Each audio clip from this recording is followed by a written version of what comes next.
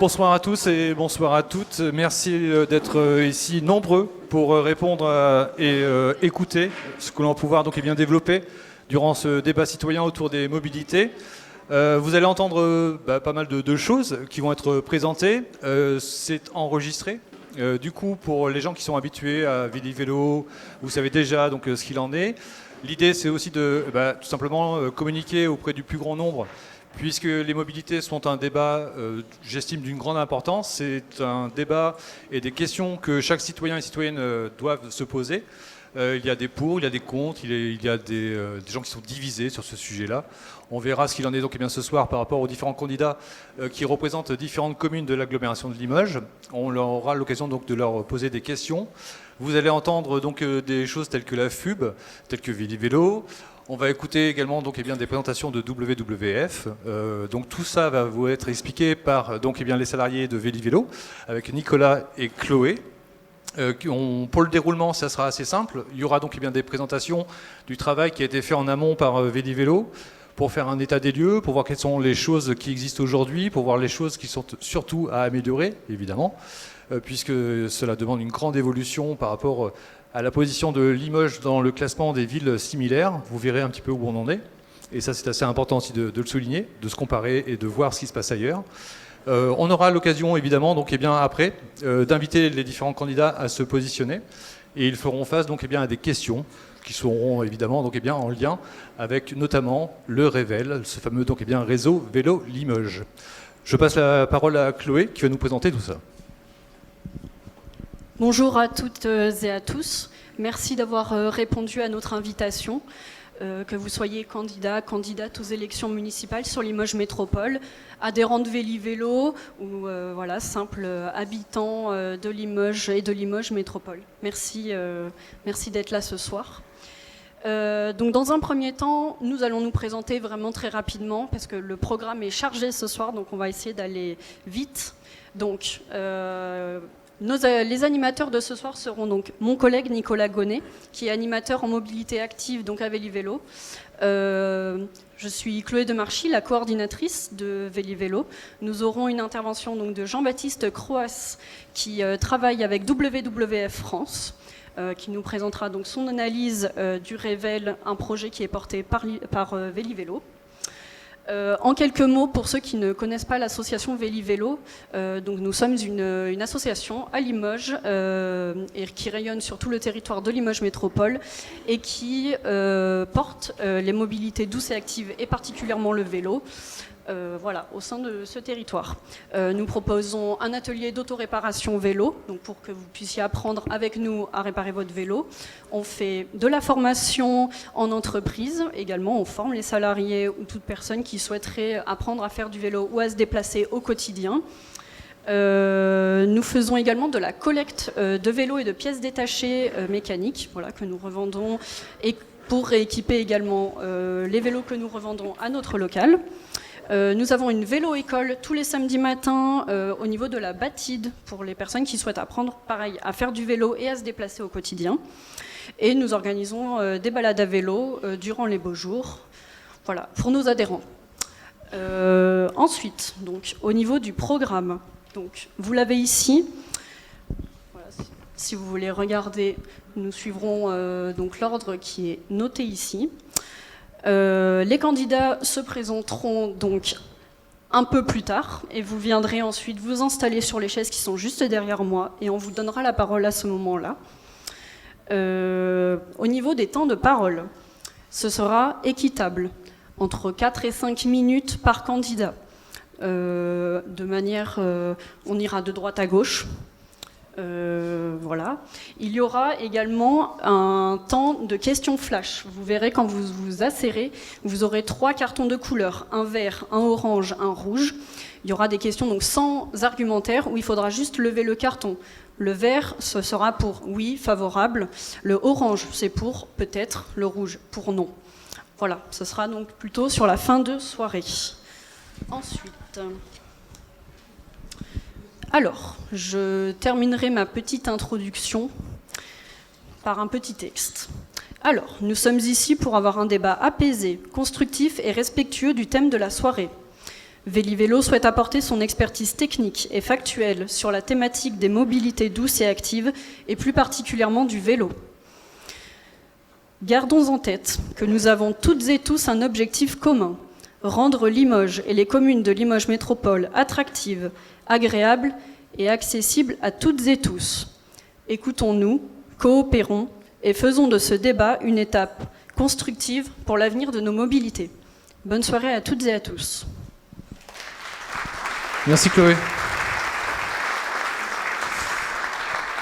On va pouvoir écouter maintenant Nicolas qui va nous parler du baromètre du vélo, hein, tout simplement, voir un petit peu l'état des lieux dans Limoges et son agglo, et puis nous présenter également le réseau Vélo Limoges. Nicolas, c'est à toi. Bonsoir.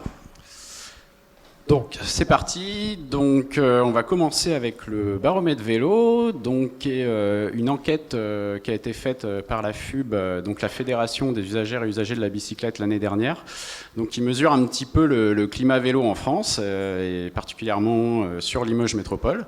Donc là on a une première visibilité des 8 communes qui ont été qualifiées en 2025. Donc qui prouve qu'il y a une vraie demande pour le vélo, en sachant qu'en 2021, ce même baromètre vélo avait été fait, il y avait uniquement Limoges et Couzex qui avaient été qualifiés.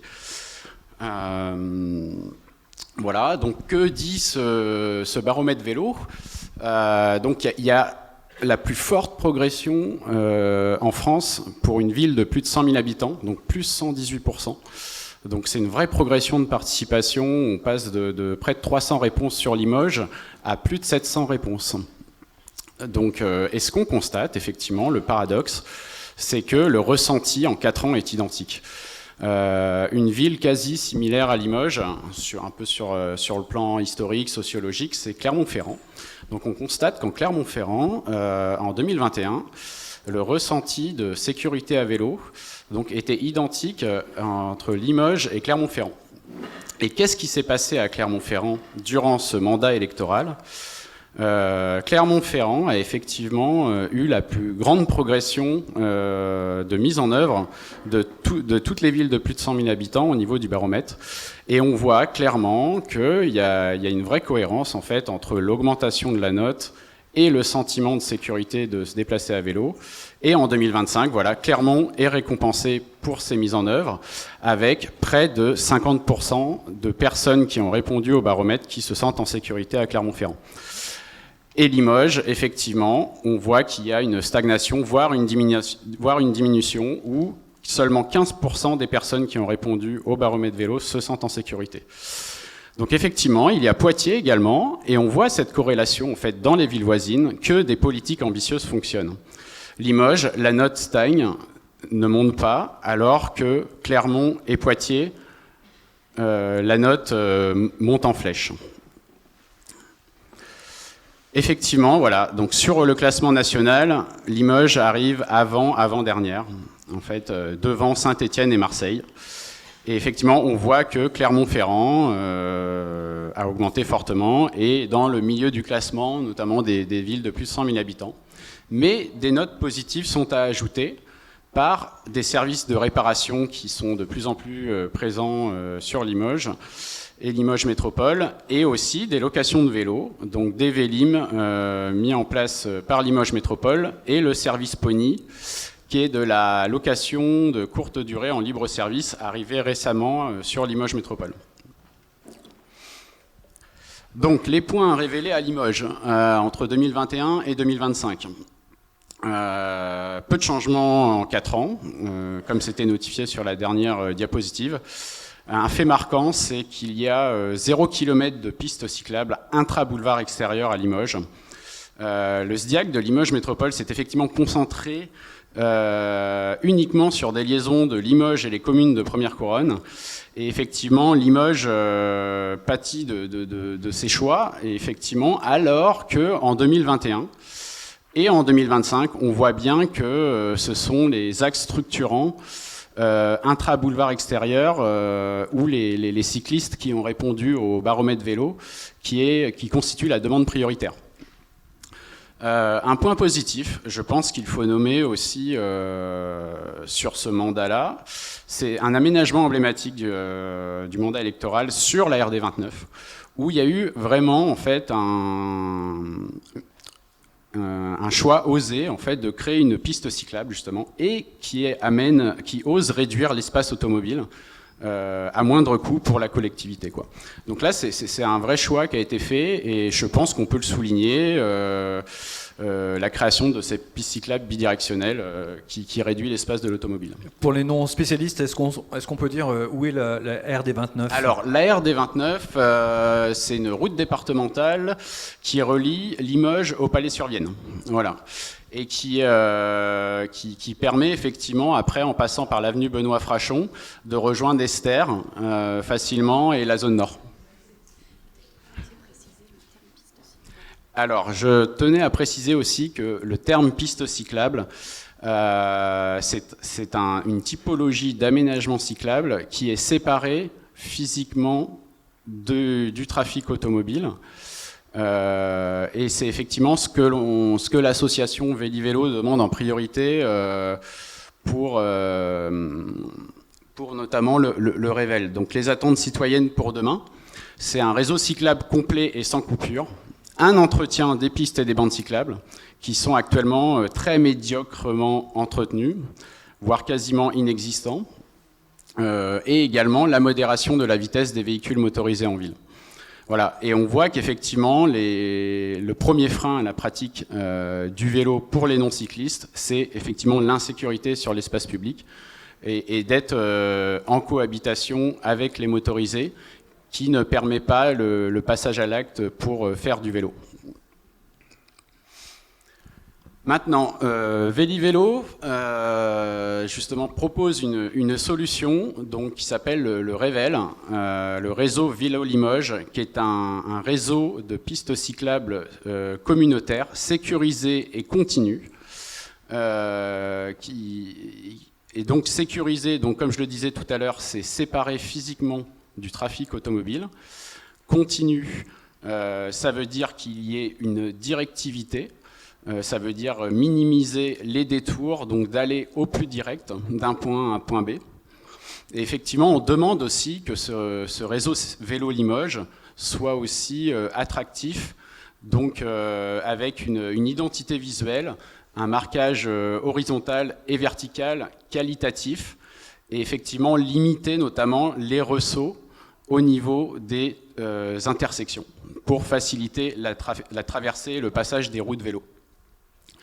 À rappeler justement la genèse de ce réseau Vélo Limoges, c'est parti en 2021. Justement, l'association Véli-Vélo a commencé à travailler dessus en faisant plusieurs réunions qui s'est basée sur notamment les critères que j'ai définis à l'instant. Et du coup, le réseau Vélo Limoges, par rapport à toutes ces réunions, en fait, en avril 2024, s'est concrétisé justement par le tracé de ces lignes de flux. Donc il est constitué effectivement de 10 lignes radiales, 2 lignes circulaires et une ligne qui passe le long de la Vienne. Donc je vais maintenant passer la parole à WWF qui va faire une analyse exclusive du Rével et que je leur remercie. Merci Nicolas. Jean-Baptiste. La petite télécommande fonctionne. Peut-être essayer. Merci à tous d'être venus aussi nombreux. Merci. Je m'appelle Jean-Baptiste, donc je suis ingénieur transport. Ou ingénieur mobilité durable au WWF. Ce que je vais vous présenter ici, c'est l'analyse exclusive du potentiel du réseau Express Vélo, donc qui est porté par Véli-Vélo, qu'on soutient à 100%. Merci beaucoup. Voilà, donc, tout d'abord, commencer pourquoi nous sommes ici. Je pense que c'est la première étape, et ensuite vous présenter les résultats d'analyse, et on en a pour 10-15 minutes ensemble. La raison pour laquelle nous sommes ici, c'est que le WWF a sélectionné le Rével dans le cadre de son projet municipal 2026 où on porte 15 fiches actions pour 15 territoires. On veut des actions concrètes et positives et le Rével a été sélectionné dans ce lot d'actions. Donc là, par exemple, on vous affiche une dizaine de fiches d'actions qu'on va porter dans le cadre des municipales, qui vont de la restauration collective à la protection des forêts, en passant par la mise en place de panneaux solaires sur les toits, etc. Et donc le REVEL, le réseau express vélo, à Limoges, a été sélectionné. L'idée, c'est de démontrer le caractère local et positif de ces solutions-là, qui sont ancrées dans des territoires, et d'intervenir dans les débats des municipales, comme c'est le cas aujourd'hui, et illustrer les propos à travers des fiches actions qu'on veut, dans lesquelles les Français peuvent se projeter, parce qu'on concerne là des villes moyennes, et on sort un peu des champs, des grandes villes classiques qui ont le budget pour faire des choses. Là, on montre que c'est aussi possible dans des tailles de villes un peu moindres que les principales métropoles. Ce qu'il faut aussi dire, c'est que cette fiche REVEL qu'on porte et que vous avez retrouvée sur votre fauteuil intervient 3 semaines après la publication d'une étude nationale que nous avons publiée en lien avec la FUB et l'ADEME. Vous voyez par exemple, on a fait la une de Ouest France le 5 février en disant les pistes cyclables s'invitent dans le débat des municipales. On a fait un rapport que vous retrouverez en ligne qui compare les 30 premiers territoires français par rapport au réseau Express Vélo. Et donc cette fiche-là s'inscrit directement dans la lignée de ce rapport-là. Ce rapport, l'idée c'était de démontrer le potentiel des réseaux express vélo, de nourrir les débats locaux aussi dans les 30 territoires et d'illustrer ces réseaux express vélo à travers des cartographies et des classements pour pouvoir comparer les différents territoires. Voilà pourquoi nous sommes ici. Si je dois résumer les principaux messages de cette étude nationale en 5 messages clés avant de passer dans les résultats détaillés par rapport au réseau vélo à Limoges. Le premier message, c'est que, donc vous l'avez compris, un réseau express vélo, c'est des pistes larges, sécurisées, 100% continues, qui sont articulées de manière radiale entre un centre et la banlieue, et aussi de manière, on va dire, circulaire, de banlieue à banlieue. Et ça, c'est un modèle qui vient de différentes villes en Europe. Ça, c'était pour le petit rappel. Et donc le REVEL suit ce schéma, suit le même schéma, donc c'est-à-dire relier les différents points de la métropole, du centre à la périphérie ensemble, avec des pistes larges 100% continues. Voilà. Mettre en place des réseaux express vélo, ça c'est le message principal qu'on trouve dans notre étude, c'est que ça permet de couvrir 15 millions de personnes dans ces 30 territoires. On peut aussi désenclaver quasiment 2 millions de personnes qui sont aujourd'hui sans alternative à la voiture, c'est-à-dire qu'ils n'ont pas accès au transport en commun. Demain, elles pourraient avoir accès au réseau express vélo. Et on peut aussi diminuer le trafic automobile de 1 million de voitures sur nos routes, sur les trajets domicile-travail. Avec à la clé évidemment des bénéfices pour le climat, la santé et les conducteurs en termes de budget. Et pourtant, ce qu'on constate dans cette étude benchmark, c'est que sur les 30 premières agglomérations, il n'y en a que la moitié qui ont un projet de réseau express vélo et aucune n'a encore fini ce projet. Donc vous voyez à droite, derrière moi, les 15 agglomérations qui ont un projet de réseau express vélo. Donc vous voyez que ça va de 10%, Le Mans qui a à peine lancé son projet, à Strasbourg qui est la première ville à avoir lancé le projet. Derrière moi, il y a 5 agglomérations qui n'ont pas de projet de réseau express vélo mais qui ont des projets de schéma cyclable, mais de gamme un peu inférieure, c'est-à-dire que c'est pas assez large, ou alors c'est pas assez continu, ou c'est pas assez sécuritaire. En tout cas, ça répond pas aux critères de haut niveau de service d'un réseau express vélo. Et Limoges se retrouve dans les 10 agglomérations qui n'ont pas de projet réseau express vélo, donc c'est bien pour ça que Vélo propose son projet de REVEL. Voilà, j'en finis avec l'étude nationale, avec un dernier message, qui va bientôt s'afficher. Ouais, je sais pas pourquoi ça... Le message, c'est que malgré le fait que 50% des agglomérations n'ont qu'un réseau express vélo, c'est d'autant plus incompréhensible que le coût est modeste par rapport aux enjeux. Vous voyez que là, avec 1 km d'autoroute urbaine, on peut faire 40 km de pistes cyclables sécurisées haut de gamme. Et donc c'est pour ça que le WWF et la FUB, dans le cadre de cette étude, ont appelé les collectivités à passer à l'action dans le cadre des municipales et à l'État à les soutenir pleinement dans cette démarche. Voilà le message principal. Maintenant, en exclusivité devant vous, les résultats de l'analyse qui se portent en 4 principaux messages. Le premier, c'est celui que si on met en place le REVEL, on permet à Limoges Métropole d'offrir à 150 000 habitants et habitantes de la métropole une nouvelle solution de mobilité durable. Pour ce faire, comment on a procédé? D'habitude, la méthodologie, c'est une partie que je saute assez rapidement, mais comme là, elle est ludique et assez simple à comprendre, je me fais une joie de vous la présenter. On a simplement croisé 2 cartes.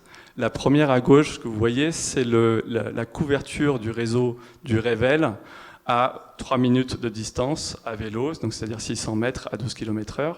Et on croise cette carte-là à gauche avec la carte de densité de population qu'on a de manière très détaillée avec l'INSEE. Le résultat de tout ça, c'est que donc, ça permet d'offrir à 72% de la population une nouvelle solution de mobilité, donc 150 000 personnes, comme je vous l'ai dit. Et vous voyez le taux de couverture derrière moi, parce que le révèle a été pensé de manière concertée pour passer par les différentes polarités urbaines. Voilà. Ça, un autre point intéressant, c'est qu'on se place à 2 points au-dessus de la moyenne nationale des autres réseaux express vélo. Donc le révèle se situe en bonne position. Ce qui est intéressant, c'est qu'en plus d'offrir cette mobilité, toutes ces personnes-là, ces 150 000 personnes que vous avez derrière vous, sur ce schéma-là, se retrouveraient du même coup connectées à 2000 équipements de la vie quotidienne. Donc on entend par là les services publics, la justice, la police, les équipements de santé, les pharmacies, les hôpitaux, mais aussi les grandes surfaces commerciales, les écoles, je crois qu'on a pris en compte la maternelle pour pouvoir déposer les enfants, jusqu'aux enseignements supérieurs, et sport, loisirs et culture. Là, c'est carrément 8 équipements sur 10 qui seraient desservis par le réseau Express Vélo, bien au-dessus de la moyenne nationale. Et enfin, cerise sur le gâteau, parce que les lieux de travail sont très concentrés à Limoges, on a 80 000 lieux de travail qui seraient desservis par le réseau Express Vélo, soit quasiment 9 lieux de travail, donc 9 emplois sur 10 qui seraient desservis, bien au-delà de la moyenne nationale. Voilà, ça c'était le premier message, c'était la couverture du réseau Express Vélo. Le deuxième message, plus sur un volet social, qui est assez intéressant, c'est de dire que nous avons aujourd'hui, je vais passer directement à cette slide-là, 90 000 habitants à Limoges qui n'ont pas accès aux transports en commun performants. Mettre en place le révèle, ça permet de désenclaver la moitié. Autrement dit, vous voyez, il y a 2 couleurs qui sont intéressantes sur ce schéma-là. C'est la couleur bleue, la première couleur. Ça, c'est les personnes qui aujourd'hui n'ont pas accès aux transports en commun, mais qui demain pourraient avoir accès au réseau Express Vélo et donc à une nouvelle solution de mobilité. Autrement dit, les personnes qui sont coloriées en bleu sont les personnes des territoires qui vont être désenclavées par le réseau Express Vélo. En rouge, l'autre couleur très intéressante, je trouve, c'est les personnes qui sont... Donc là, les personnes en bleu, pardon, c'est à peu près 40 000 personnes. Les personnes en rouge, c'est à peu près 110 000 personnes. Et ce sont des personnes qui, demain, auront à la fois accès au transport en commun et à la fois au réseau Express Vélo. Et donc, ça permet aussi de plus facilement laisser sa voiture au garage pour utiliser soit les transports en commun, soit le vélo en fonction de ses envies ou de ses besoins, de ses capacités. C'est ce qu'on appelle la multimodalité. Voilà, ça c'était sur le volet désenclavement. Ce qui est intéressant, parce qu'on a beaucoup de données grâce à l'INSEE, c'est qu'on peut aussi étudier comment les populations les plus précaires et les plus modestes sont desservies par le réseau Express Vélo. Donc on a regardé 3 indicateurs différents. À chaque fois, on a le même résultat, qui est le suivant, c'est qu'on pourrait permettre à 30 000 personnes vivant sur le seuil de pauvreté d'être desservies, et c'est un taux de couverture qui est très important, puisqu'on est au-delà des 72% de population desservie. Là, on a 92% de la population, par exemple, pour les quartiers prioritaires de la ville. Donc ça, c'est un autre message, c'est que les réseaux Express Vélo et le révèle desserrent en particulier les ménages les plus modestes. Voilà, ça c'était sur le volet social. Maintenant, sur le volet écologique et pouvoir d'achat, ce qu'on a regardé, c'est donc on superpose de nouveau le réseau Express Vélo avec cette fois-ci les flux domicile-travail. Donc ça, c'est la méthodologie. Le résultat qu'on obtient, c'est qu'on offre une alternative aux conducteurs. Le révèle a le potentiel d'éviter 11 000 véhicules par jour qui circulent sur les trajets domicile-travail. Et vous voyez ici les sphères jaunes, c'est le nombre d'automobilistes qui pourraient demain utiliser le révèle au lieu d'utiliser leur voiture pour aller au travail. Donc ça montre un peu le potentiel, si vous voulez, théorique que pourrait apporter le révèle. Et derrière, vous avez une couleur de contraste en fonction du pourcentage d'automobilistes qui seraient concernés par le révèle. Tout ça nous permet de diminuer le trafic de 20% et donc de diminuer à peu près les émissions aussi de 20% et les polluants atmosphériques. Ça, c'est pas seulement des gains pour le CO2, comme je vous l'ai dit, c'est 18% de CO2 en moins, donc à peu près 20% du trafic effectivement automobile en moins. À court terme, c'est aussi des gains pour les budgets des automobilistes qui laisseraient leur voiture au garage pour utiliser le révèle au quotidien. Ça fait 1 000 € de frais de voiture, alors on entend carburant, entretien, essence, etc., en moins par an. Et donc sur les 11 000 véhicules, on est à peu près à 11 millions d'euros d'économie par an. C'est aussi du fait de l'activité physique engendrée et de la baisse de la pollution, 10% de maladies liées à la sédentarité en moins. Et donc derrière, ça aussi, ça se chiffre, c'est à peu près 40 millions d'euros par an à terme qui pourraient être évités en coûts sociaux de santé. Voilà, et je finirai par la conclusion qui est un peu similaire à l'étude nationale, c'est qu'aujourd'hui, Limoges n'a pas de réseau Express Vélo, comme je vous l'ai montré en introduction, alors que son coût est relativement modeste. Il n'est pas anodin, mais il est relativement modeste. Il est de 10 millions par an sur 10 ans, donc 100 millions d'euros. 10 millions par an sur 10 ans, oui, 100 millions d'euros, pour à peu près 156 km de réseau qui restent aménagés. À titre de comparaison, je pense que vous l'avez reconnu, il y a le fameux projet de la RN 147, l'élargissement sur 6 km d'un tronçon. Donc on n'est même pas sur la construction de 6 km de tronçon, mais sur l'élargissement de 6 km de tronçon. Ça a coûté 130 millions d'euros. Donc c'est pour vous montrer aussi à quel point on peut, à des budgets équivalents, faire des choses différentes. Voilà, donc je finirai sur cette conclusion-là, qui est dans le cadre à l'approche des municipales. Le WWF, la FUB et Ville et Vélo appellent les candidats et les candidates à faire de ce projet, évidemment, un marqueur pour le territoire de Limoges. Merci pour votre attention. Alors, petite précision, la FUB, c'est la Fédération des usagers et usagères de la bicyclette, au cas on ne le savait pas. On va inviter à présent donc, tout simplement les différents candidats, les représentants des candidats à prendre place sur les chaises qui sont juste devant vous. Je vous en prie. Il y en a qui ont des impératifs, qui doivent partir de bonne heure. Donc vous pouvez vous mettre le plus à gauche, ce sera plus facile. Oui, j'ai oublié de préciser quelque chose également sur les temps de parole. Tout à fait. Donc, voilà, on va essayer de faire 4 minutes par candidat ou représentant de candidat. Et donc, il y a les temps qui sont indiqués également pour le public sur l'écran à ma gauche. Et il y aura un petit peu de bruit pour vous signaler qu'il vous reste 1 minute de parole, messieurs, mesdames, les candidats, candidates et représentants. Vous aurez un premier signal quand il vous restera 1 minute de parole et vous entendrez ça veut dire qu'il vous restera 1 minute. Ensuite, vous aurez la très grosse sonnette pour vous dire que vraiment le temps de parole sera terminé pour vous. Ce sera...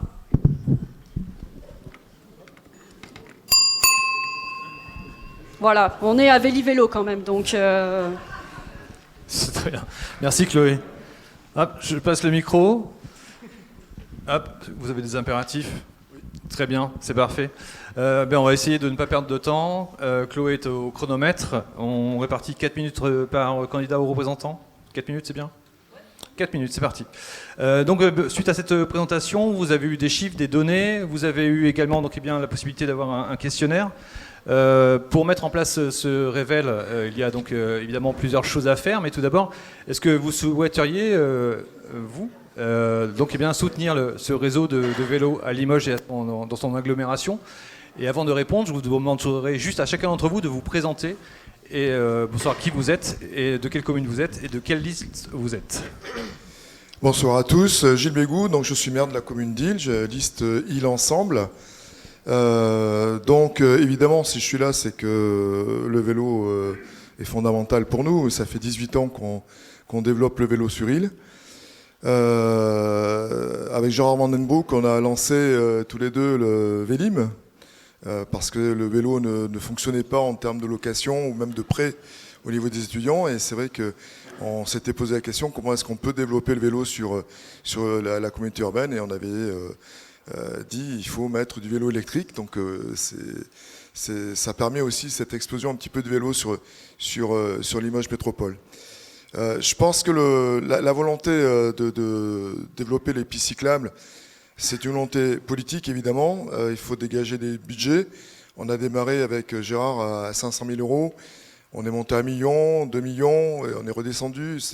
Mais à peu près 2 millions, on a vu que c'était 10 millions d'euros par an. Donc si on voulait faire quelque chose de sérieux. Mais il y a quand même une volonté qui a été de développer sur l'ensemble des communes. Alors j'ai bien compris qu'on aurait préféré le centre-ville de Limoges, mais déjà pouvoir se déplacer sur les communes en vélo et arriver à rentrer dans Limoges, c'était déjà un challenge. Et on peut dire quand même qu'il y a beaucoup de communes qui sont aujourd'hui presque connectées à Limoges, ou pratiquement connectées à Limoges. En effet, ensuite, et ça c'est la grosse problématique quand on rentre dans Limoges, après je m'adresse aux élus qui seront représentants de Limoges, c'est le pouvoir de police du maire. Et on sait très bien que dans Limoges, on ne pourra arriver à réaliser et à sécuriser le déplacement en vélo que si à un moment donné, il y a une vraie volonté politique d'un plan de circulation qui intègre le vélo. Nous, dans nos communes, c'est plus simple, parce que c'est plus petit, on a plus d'espace. Quand on est à Limoges, s'il n'y a pas un plan de circulation qui intègre le vélo, il est évident qu'on circulera entre les voitures, mais on n'aura pas forcément des rues sécurisées pour les vélos. Voilà, je vais peut-être pas aller plus loin, je vais laisser la parole à mes collègues, mais en tout cas, voilà mon point de vue en tout cas sur le vélo. Très bien. Merci. Merci beaucoup. Oui, bonsoir à tous. Mathieu Barnex, je représente la liste d'Émile Roger Lamberty, le maire sortant de la ville. Bon, tu l'as dit, Gilles, le problème à Limoges est évidemment multiple en réalité. Le réveil que vous nous présentez est à mon avis un beau rêve en réalité, mais on risque d'avoir quelques difficultés de mise en place pratique. D'autant plus que les chiffres que vous avancez dans l'étude me paraissent quand même très optimistes, avec ce report modal toujours très massif, qui est quand même très illusoire. On voit qu'il ne se vérifie quasiment nulle part ailleurs. Bon. Et les principaux obstacles à la mobilité vélo dans la plupart des villes, selon la plupart des publications scientifiques, c'est un débat qu'on avait eu avec Monsieur Fabre, que je ne vois plus, mais je me souviens qu'on en avait discuté assez longtemps à la mairie. Les principaux obstacles, ça reste quand même la météo et le dénivelé. Bon, vous conviendrez qu'à Limoges, on est quand même mal loti pour les deux aspects de la problématique. Le dénivelé pose quand même un problème malgré le développement du VAE. Vous avez beau avoir des VAE, vous avez quand même beaucoup de gens qui roulent encore en vélo musculaire malgré tout, j'en fais partie, certains d'entre vous en font partie. On sait bien que la difficulté n'est pas seulement de créer des équipements. Et le problème du centre-ville de Limoges, c'est aussi l'emprise de voirie. Et à cet égard-là, on n'est quand même pas vraiment aidé non plus par la loi d'orientation sur les mobilités, qui a créé ce fameux article 228-2 que tout le monde connaît ici, je pense, celui qui oblige à la création d'aménagements cyclables à chaque réfection de voirie. Malheureusement, cet article crée une rigidité dans la mise en place des équipements qui est terrible. Terrible à mon sens, parce qu'on n'a pas le choix de mettre des bandes cyclables à tel ou tel endroit ou des pistes cyclables à tel ou tel endroit, alors qu'il y aurait plein d'autres solutions. À Limoges, on a fait le choix depuis le 2020, vous avez dû le constater, d'apaiser la circulation en créant de nombreuses zones 30, et je crois que c'est tout aussi important que de créer des pistes cyclables vraiment à côté de la voirie destinée à l'automobile. Donc il faut savoir concilier les deux. Créer de la piste cyclable, comme l'a dit Gilles tout à l'heure, notamment vis-à-vis de la périphérie, ça c'est probablement central, ou comme ça a été le cas avec le Palais sur la RD 29, c'est probablement très important également. En ville, où les emprises de voirie sont beaucoup plus compliquées à gérer, on a cette loi d'orientation sur les mobilités qui pose un vrai problème. Il faut savoir ménager des endroits où la circulation est simplement apaisée et où les usages coexistent. Ce qui ne veut pas dire qu'on ne réduit pas légèrement la place de la voiture, mais il ne faut pas non plus l'interdire complètement dans le centre-ville, sinon vous allez avoir des levées de boucliers, vous allez surtout avoir une augmentation de la congestion automobile et de la pollution, quand même, il ne faut pas négliger cet aspect-là. Une augmentation de la congestion automobile, c'est aussi une augmentation des NOx, des gaz à effet de serre, et les projections qui sont affichées là, dans l'étude que je viens de voir, ne sont probablement pas très réalistes. Et je dirais même plus, celles qui nous ont été présentées pour le BHNS ne le sont probablement pas non plus. C'est pour ça que vous avez dû voir que dans notre position, en tout cas la position de la liste Lamberty sur le BHNS, est assez sceptique, pour la bonne raison que nous ne croyons pas tellement aux simulations de report modal. Voilà l'essentiel du message que je voulais faire passer. Créer de la fluidité dans les déplacements, c'est plutôt l'axe que nous souhaitons emprunter pour les 6 années à venir. Très bien. Donc à la question, souhaiteriez-vous porter le projet de réseau vélo? C'est non. En tout cas, pas sous cette forme-là. Très bien. Le BHNS, pour les gens qui ne connaissent pas, c'est le bus à haut niveau de service. On continue et on avance. Bonsoir à toutes, bonsoir à tous. Moi, je suis Jean-Marc Pourré et je représente la liste de Bruno Geneste à Condat-sur-Vienne. Alors, je dois dire en préliminaire que je suis un usager quotidien du vélo. Je fais 4500 km par an. Donc j'habite Condat, je travaille à Limoges, donc je suis vraiment au cœur, je pense, de ce débat. Mais là, je viens représenter la liste de Bruno Geneste.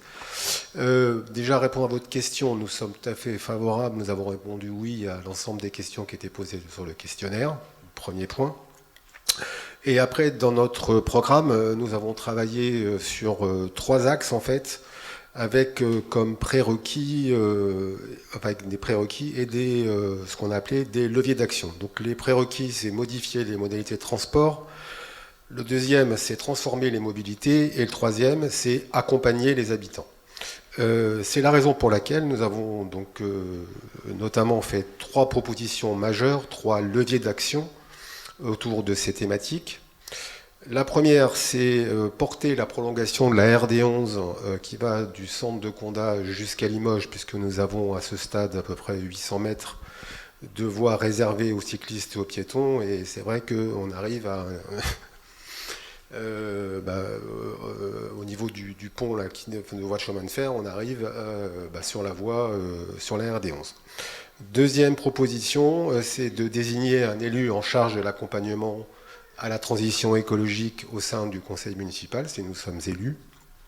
Et troisième point que je voulais mettre en exergue, c'est travailler à l'obtention du label Citaslo, qui est un label qui est... Alors, je ne sais pas si vous connaissez, je vais peut-être passer... J'ai encore un peu de temps pour détailler nos objectifs par rapport à l'obtention de ce label. C'est un label qui est né en Italie et qui a vocation à porter des projets, notamment de mobilité douce dans les collectivités de moins de 50 000 habitants.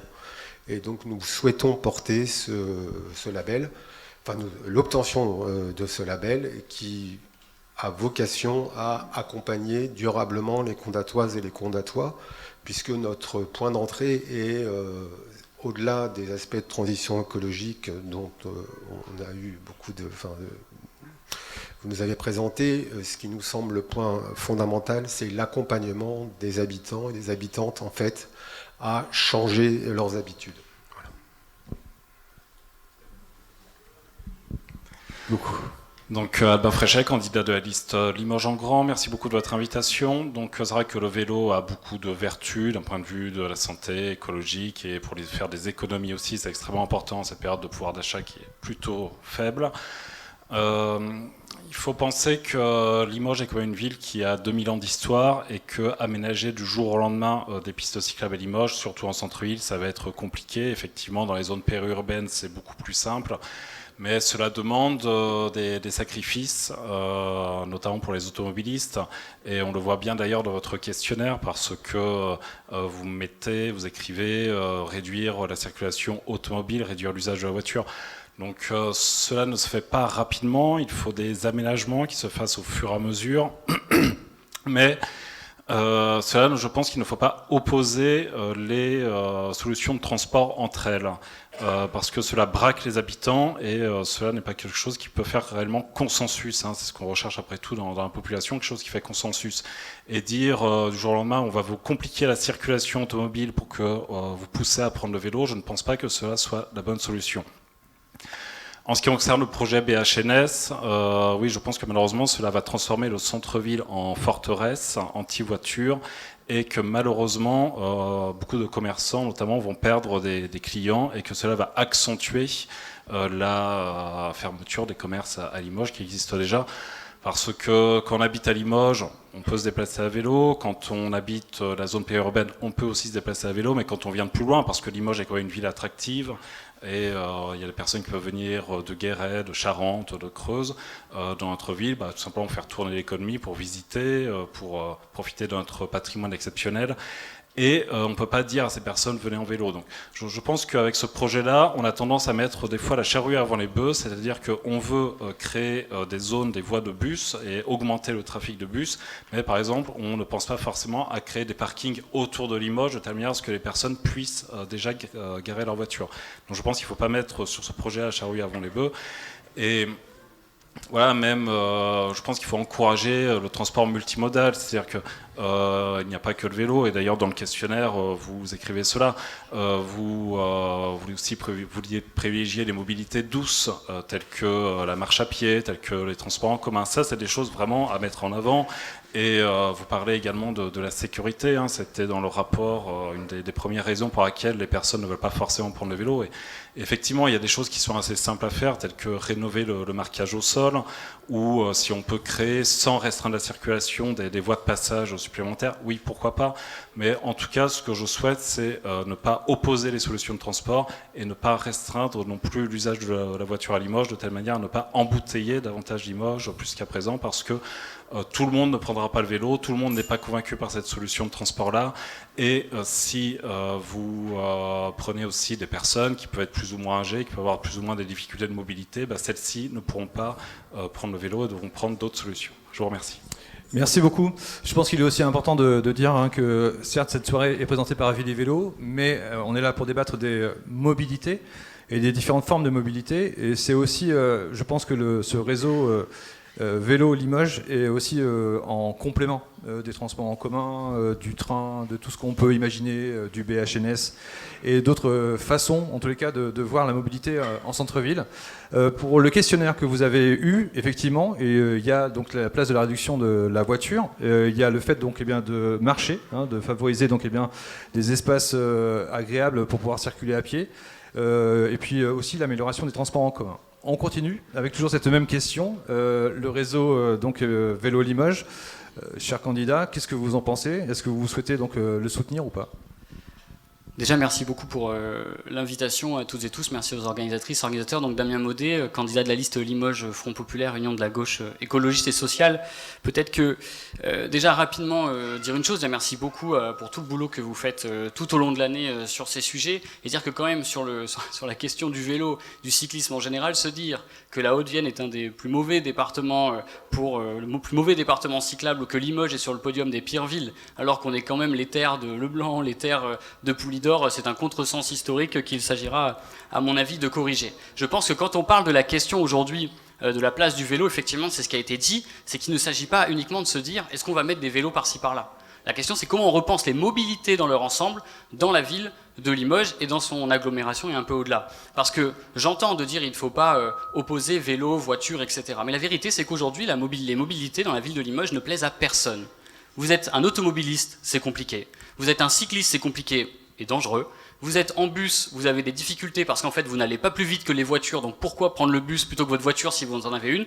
Et quand vous êtes à pied, c'est une ville où il manque énormément de passages piétons, où il y a assez peu d'espace piétonnisé, et donc c'est très peu agréable de se balader dans la ville de Limoges, aujourd'hui même quand vous êtes piéton.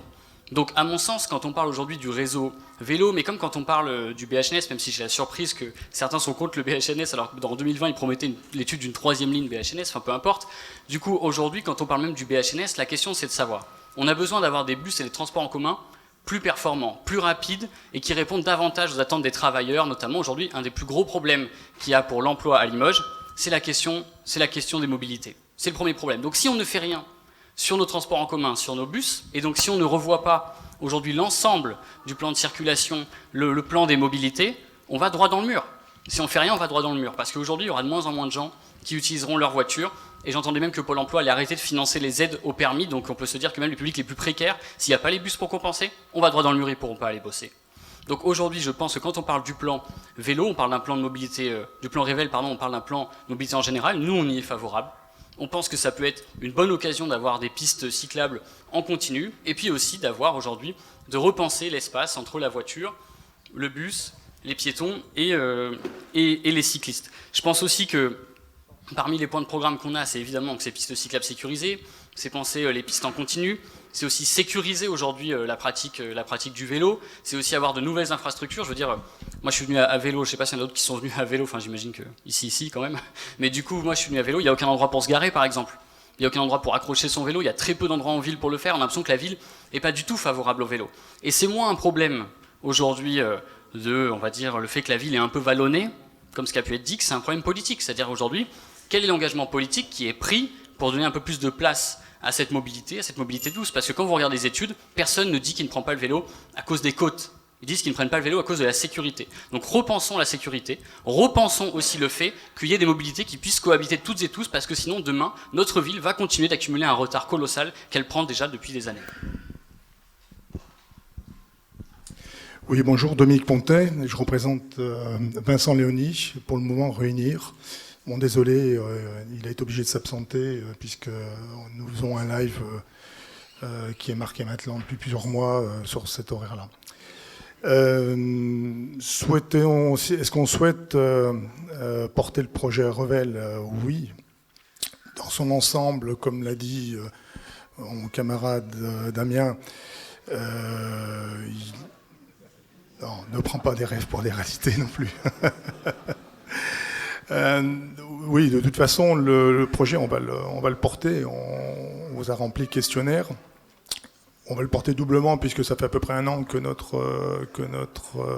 Réunir a vu le jour et qu'on a travaillé avec des associations, et entre autres la vôtre, avec laquelle on a fait plusieurs réunions, plusieurs échanges pour nourrir aussi notre projet de mobilité, puisque c'est un projet qui a de l'importance au sein de Réunir. Je suis moi-même utilisateur de vélo, je suis membre de Vélo depuis maintenant de très nombreuses années. Je connais ces problématiques. Je ne suis pas venu en vélo pour des causes de sécurité, puisque je savais que je ne pourrais pas attacher mon vélo en toute sécurité. Mais par contre, comme certains candidats l'ont dit, on ne pourra pas penser mobilité uniquement au travers du vélo. Donc c'est pour ça qu'on a travaillé aussi avec Bon Sens Paysan, qui porte un projet depuis 18 ans, le projet Train de Train, qui prend tout son sens ce soir, puisqu'il n'y a pas que Limoges, il y a Limoges Métropole, dont justement beaucoup d'habitants sur Limoges Métropole viennent souvent travailler à Limoges. Et là, il y a du potentiel à développer, bien évidemment. Et puis, il y a aussi le bus, qui est, en tout cas, transport en commun, qui, à notre sens, ne répond pas à ce que les Limougeaux devraient avoir, en tout cas, aujourd'hui. Et je reviendrai sur vos deux présentations, Poitiers et Clermont-Ferrand, que je connais bien au travers de mon métier, qui est la protection, la lutte contre les inondations. Poitiers et Clermont-Ferrand ont un point en commun qui a fait que le développement des mobilités s'est opéré. Tout simplement, le courage politique, le portage et le courage politique, c'est indéniable. Et là, je ferai référence je vais le citer avec grand plaisir, M. Jean-Jean de la mairie de Bordeaux, qui lutte pour plusieurs habitants de Bordeaux qui luttent contre la voiture, puisque lui, son boulot, c'est de végétaliser Bordeaux. Donc automatiquement, il retire de l'espace de stationnement. Donc c'est conflictuel, et comme il le dit régulièrement, une fois que le projet est fait, 6 mois après, les gens n'ont plus envie de revenir en arrière. Donc courage politique inévitable, mais on en reparlera de toute façon. Et Poitiers et Clermont-Ferrand ont eu cette chance d'avoir un courage politique, de l'ambition, et donc des projets qui ont été menés correctement, semble-t-il en tous les cas, sur la problématique de la mobilité. Merci. Je note que cette soirée amène des rapprochements. On ne sait jamais. Il peut y avoir des bouleversements. Je vous en prie, continuons. Bonjour à toutes et à tous. Donc Thierry Miguel, je suis le candidat pour l'Union de la Gauche, Parti Socialiste, Parti Communiste et Place Publique, et puis de nombreuses personnalités.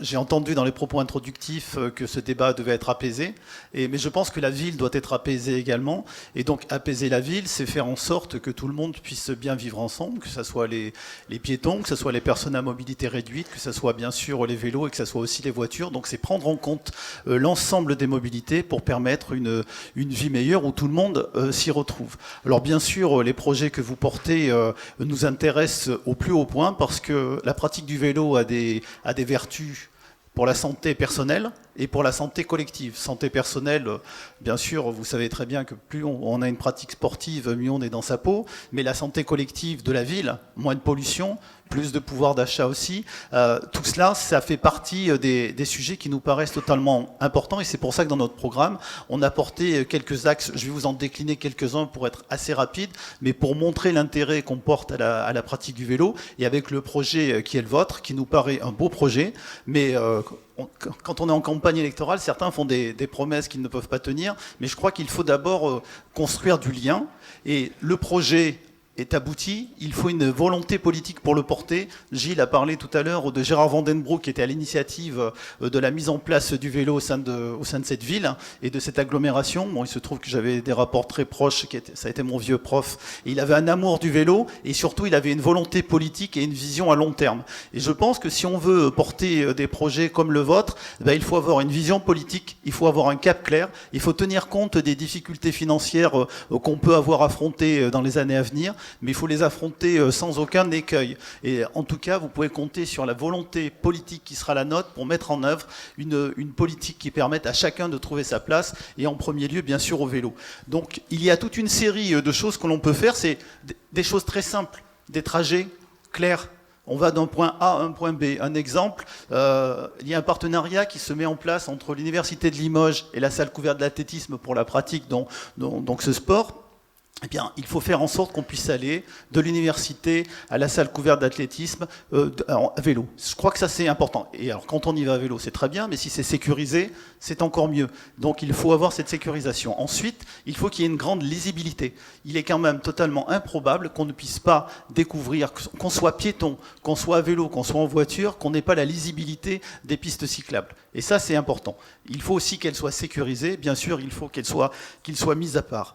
Ensuite, je crois qu'il y a quelque chose qui est très important aussi, c'est le savoir rouler. Donc c'est l'apprentissage du vélo en amont en fait. Je crois qu'il faut avoir un vrai travail sur l'apprentissage du vélo, le savoir rouler. Au Champ de Juillet, il y a des possibilités qui sont données.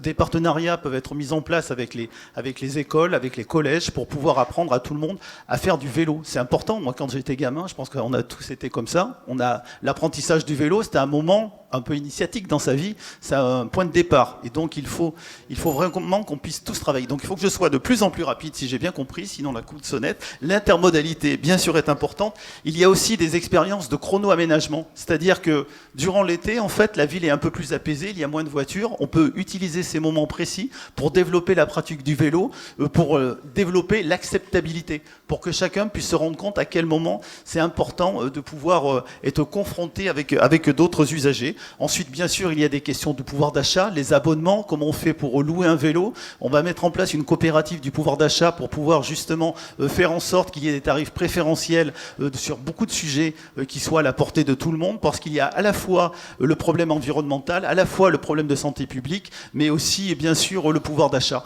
Donc, si on peut concilier les tout pour avoir un environnement meilleur, merci. On continue. Bonsoir, Marie de Ferluc pour Limoges, pour la liste Nouveau Printemps pour Limoges. C'est une liste, je le rappelle, qui est une liste qui se situe résolument en dehors des partis et qui a cette originalité, la seule des 8 listes présentes.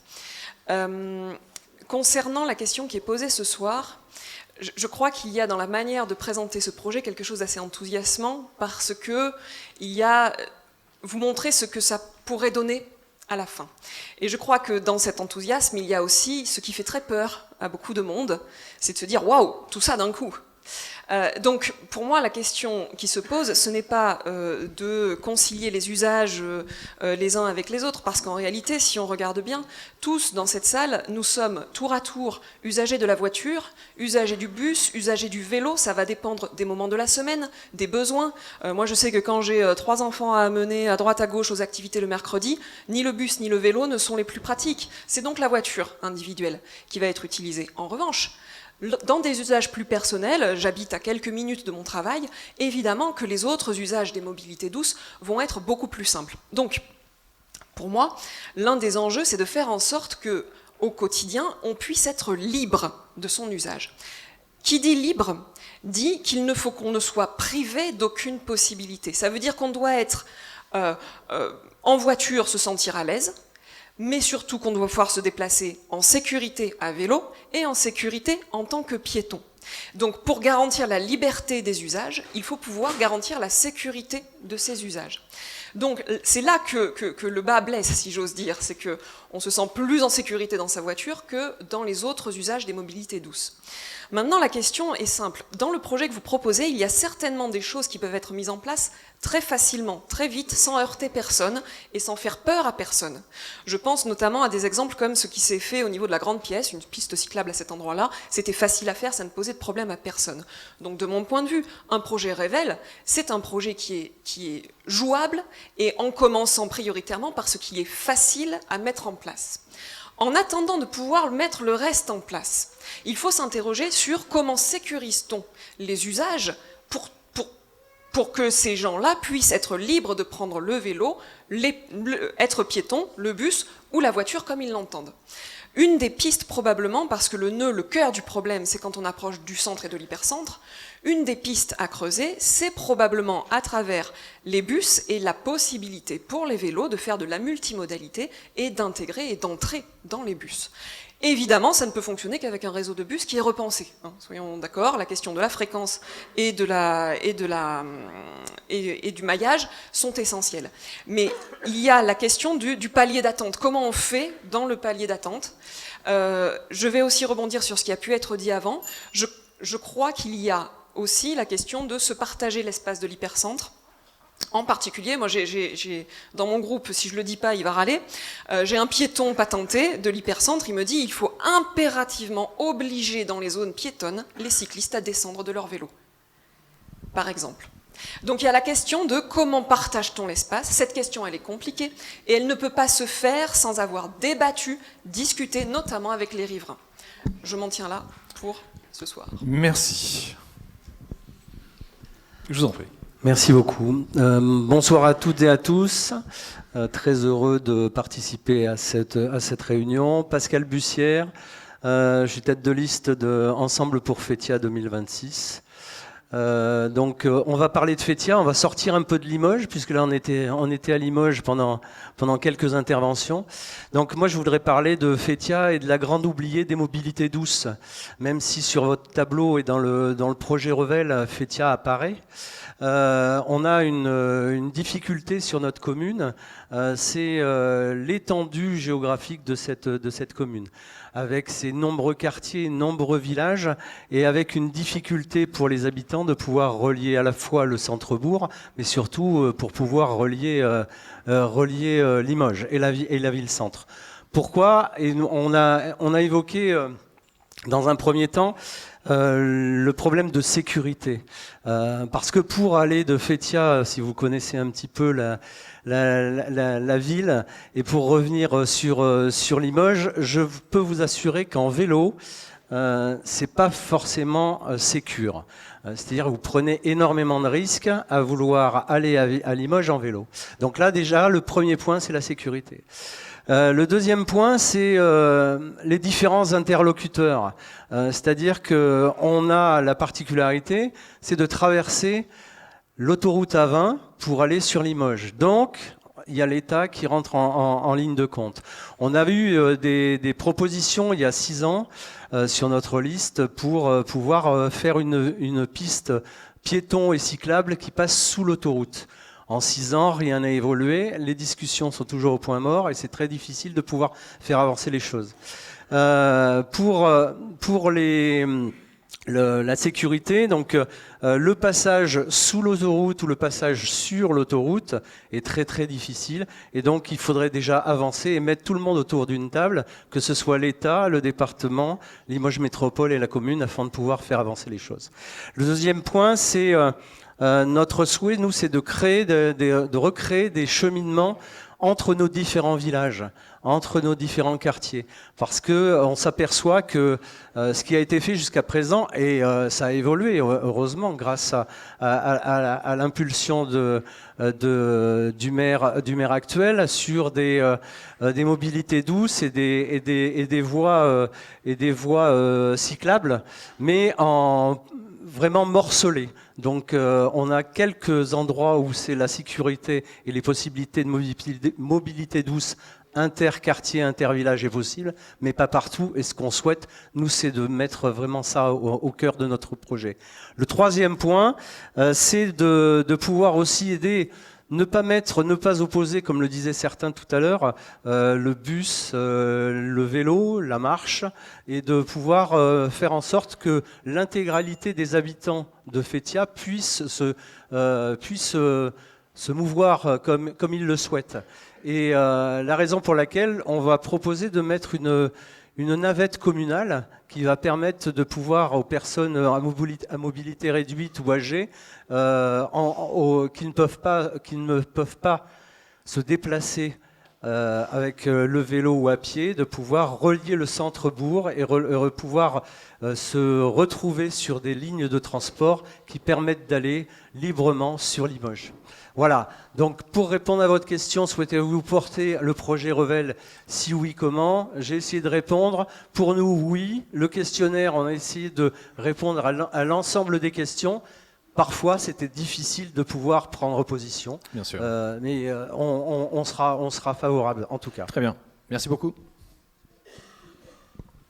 Merci Émilie Rabeteau, maire de Condat, candidate à Condat à la force du lien pour 2026.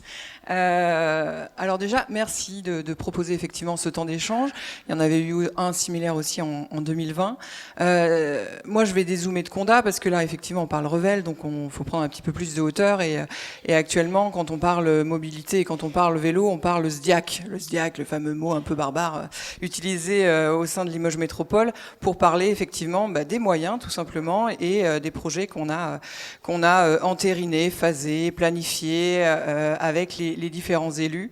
C'est un outil qui a vécu, qui doit être revu, repensé, qui doit être effectivement révélé, je pense, sans mauvais jeu de mots, à travers de nouvelles propositions.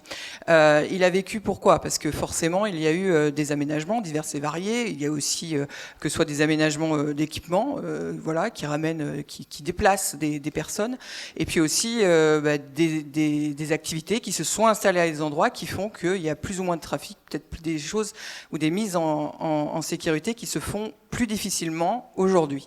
Je parle notamment pour des projets sur ma commune. C'est important d'avoir cette clé de lecture parce qu'aujourd'hui on est en train de, enfin dans le cadre, je ne vais pas déflorer un sujet, mais les maires de gauche réfléchissent effectivement à un projet pour Limoges Métropole et effectivement tous les maires, les maires ou les futurs candidats de gauche veulent renforcer les moyens dédiés aux SDIAC. Ça sera écrit noir sur blanc dans notre programme, comme porter le projet BHNS. Voilà, ça c'est clair, c'est dit, ce sera dit et ce sera publiquement dit bientôt. Ça fait des années qu'on travaille sur ces enjeux-là. Il faut aller plus loin, il faut avancer sur les mobilités. Comme vous le disiez, il faut des moyens. Il faut des moyens. Les 10 millions, j'imagine que c'est une enveloppe investissement plus fonctionnement ou c'est que l'investissement? Parce qu'actuellement, là où on pêche, ça va être sur du fonctionnement. Si on veut porter un projet comme celui-là, il faut aussi qu'il y ait des équipes derrière. Il faut la volonté politique, donc faire l'engagement financier, mais il faut des équipes, il faut des bureaux d'études structurés au sein des services. Si on parle Limoges Métropole, il va falloir un petit peu, on va dire, multiplier les agents, multiplier les partenaires, parce qu'on ne travaille pas tout seul. On a beaucoup de routes départementales qu'il faut traverser. Il y a des questions de rétrocession, c'est des procédures administratives qui sont très lourdes, d'expropriation. Quand on arrive et qu'on développe le vélo dans un programme, c'est super, on dit ouais, on va développer les pistes cyclables. Quand on arrive et qu'on est élu, on se dit ouais, en fait c'est pas si simple que ça. Donc il faut une vraie volonté politique, il faut de vrais moyens, et pas que sur les investissements, il faut des moyens sur le fonctionnement. Il faut aussi des moyens pour l'entretien, ça fait partie du fonctionnement, parce qu'on dit effectivement on crée des pistes cyclables, mais derrière, oui mais il y a des gravillons, oui mais il y a de l'herbe, oui, mais il faut aussi anticiper tout ça et se dire demain comment nos agents, parce que si ces compétences intercommunales, iront nettoyer ces pistes cyclables-là de manière régulière pour que là aussi, elles n'aient pas été faites comme ça et qu'elles soient oubliées au fil des mois. Et du coup, vide de leur sens. Donc voilà, bien sûr, on soutiendra ces projets-là.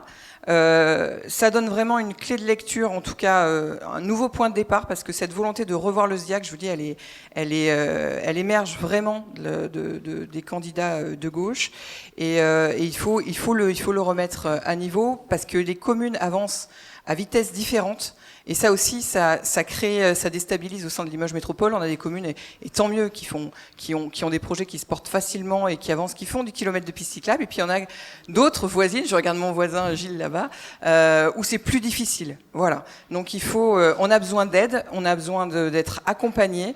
Effectivement, on a aussi besoin de moyens. Pour les non-initiés, le SDIAC, c'est quoi? C'est le schéma d'aménagement.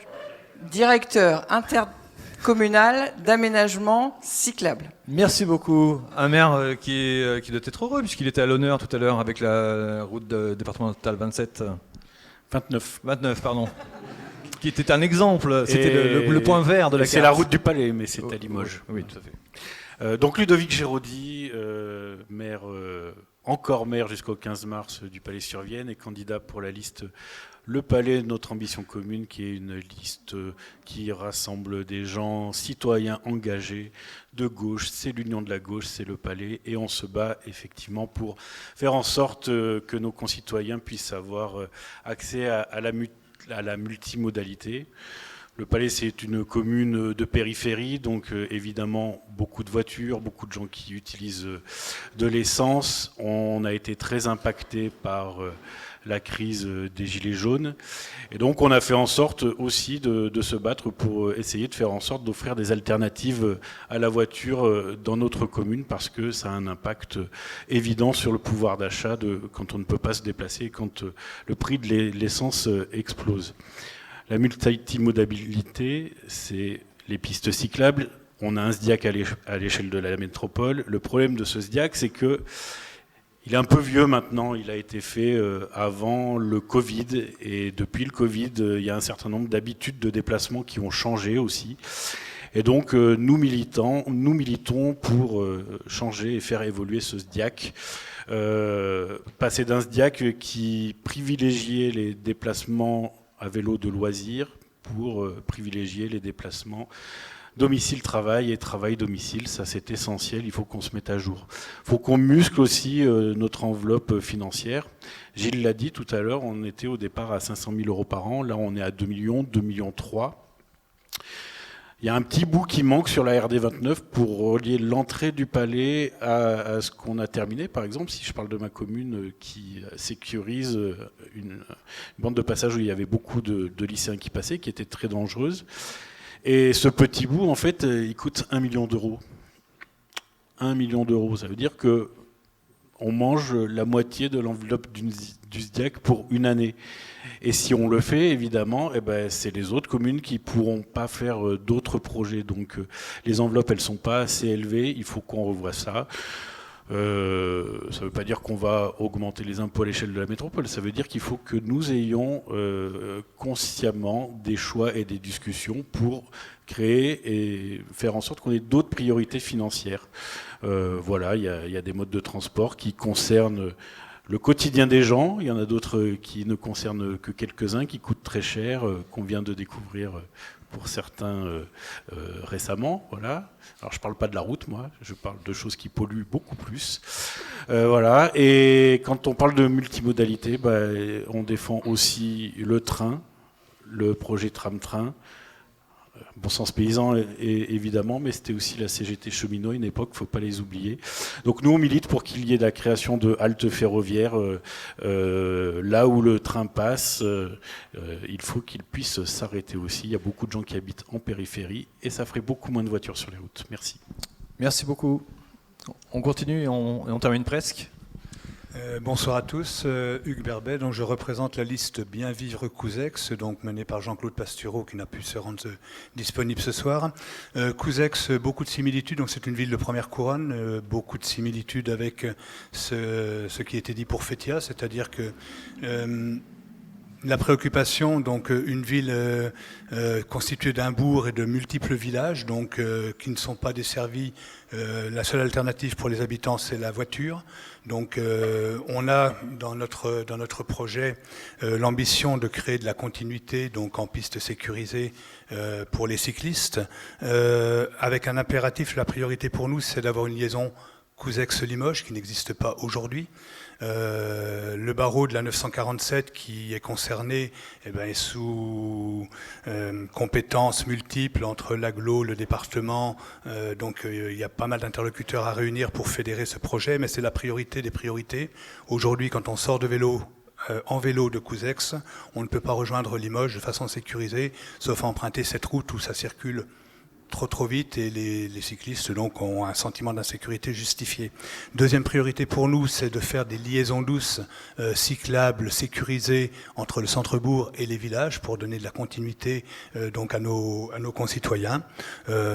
En dehors de ça, j'allais dire le projet Revel, oui, nous y adhérons par principe parce que c'est important de créer de la continuité à l'échelle de l'agglo et on sera partenaire donc si les élections nous sont favorables. Voilà. Très bien, merci. Bonjour, je suis Arthur Opet, je suis membre du collectif Rêvons Limoges. Alors, au nom du collectif, je pense que oui, nous serions favorables à un projet tel que Revel. Nous, on propose plutôt une manière de porter ce type d'initiative, c'est-à-dire à travers la participation citoyenne, le fait de créer des conditions de démocratie. Et entre autres, nous, dans notre programme, ce qu'on souhaiterait, c'est développer la question d'une convention citoyenne sur les mobilités. Et on pense qu'à ce titre, un projet tel que des pistes cyclables sécurisées pourrait ressortir si les conditions sont données pour qu'on fasse travailler des experts comme vous, associations Vélo, Bon Sens Paysan, mais aussi des urbanistes avec des habitants. On pense qu'avec ce type de démarche, ce type de projet peuvent ressortir, sachant qu'aujourd'hui, effectivement, on partage aussi le constat de Vélo d'un vrai manque d'aménagement cyclable sur la Limoges et Limoges Métropole. Aujourd'hui, on a été à la rencontre de différents citoyens et citoyennes de Limoges lors de nos collectes de rêves, et on constate que beaucoup ont des vraies problématiques de mobilité sur Limoges, et ce ne sont majoritairement pas des gens véhiculés, ce sont surtout les personnes qui utilisent les transports en commun ou ceux qui souhaitent utiliser le vélo. Aujourd'hui, l'insécurité, elle est pour les usagers du vélo ou parfois pour les piétons, mais elle est beaucoup moins forte pour les automobilistes. Donc effectivement, on pense que le développement du vélo est indispensable, sachant que ça découle aussi de donner accès à plus de personnes à la mobilité, parce que la voiture n'est pas accessible à tous financièrement, et qu'il y a d'autres enjeux qui s'ajoutent aujourd'hui, comme l'enjeu notamment environnemental, voilà, la question des émissions de gaz à effet de serre, la question de la place et de l'artificialisation que crée la mobilité. Voilà, et donc nous, on pense en tout cas que le fait de faire travailler les citoyens ensemble autour d'un projet tel qu'une convention citoyenne permettrait justement d'éviter de confronter finalement les gens entre eux, les cyclistes contre les automobilistes. Finalement, ça permettrait un petit peu de poser les choses sur la table, poser le sujet en commun et voilà, d'essayer de travailler ensemble pour l'amélioration des mobilités. Voilà. Je vais passer la parole à mon voisin. Merci. Et on termine. Bonsoir, Clément Mercuzot. Donc au Vigin, je représente la liste Osons la solidarité qui est menée par Jean-Michel Aufort. Alors, j'ai pas répondu au questionnaire parce qu'il y a trop d'incertitudes. Le Vigin, pour celles et ceux qui savent, c'est la commune tout au bout au sud, tout au bout. Donc on est loin de Limoges et en plus on part de très très loin en termes de réflexion sur ces sujets-là. Pour vous expliquer historiquement, la commune du Vigin n'existerait même pas sans la RD 704. Donc en fait, en termes d'alternative à la voiture, historiquement, elle s'est construite autour de cette route, la commune. Voilà. Donc elle est très étendue, très en longueur, avec des hameaux et des lotissements partout sur les côtés. Et aujourd'hui, il y a zéro, mais quand je dis zéro, aucune alternative à la voiture. Il y a par exemple un projet de piste cyclable qui va être fait autour du centre commercial des 4 Vents. Entre un très gros lotissement du Vigin et ce centre commercial, il faut traverser la D704, il n'y a rien qui est prévu. Donc on va mettre des vélos qui vont traverser une route où il y a plein de voitures. J'espère qu'il n'y aura pas d'accident. Voilà. Sinon, en termes de problématiques, ça rejoint ce qui a été dit sur les communes aux alentours. Alors nous, comment est-ce qu'on peut soutenir le Revel ? Déjà que le vélo, ou en tout cas les alternatives à la voiture, ça devienne un sujet, parce qu'aujourd'hui, c'est même pas un sujet dans la commune. Donc nous, sur notre liste, déjà, on aimerait amener le fait que ce soit un sujet, et donc du coup, permettre des déplacements alternatif à la voiture déjà à l'intérieur du bourg, entre les hameaux, les lotissements et le bourg, qui permettrait de rejoindre à terme le Revel s'il se fait. Hein. Pour vous montrer sur le plan du Revel, vous avez le terminus à Solignac, on est derrière le terminus. Donc en termes, voilà, on est très loin, on part de très loin. Et donc du coup, tous les projets autour du tram-train, autour des bus à haut niveau de service, donc ce serait plutôt nous après Saint-Lazare, etc.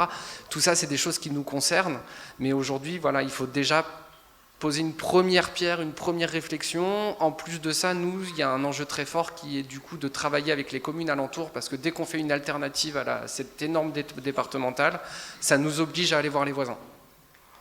Donc du coup, il y a aussi du challenge. Nous, il y a des histoires de compétences. Dès qu'on veut faire un truc, même un passage piéton ou quoi que ce soit, c'est pas nous, c'est le département, c'est pas nous, c'est l'agglo, c'est pas...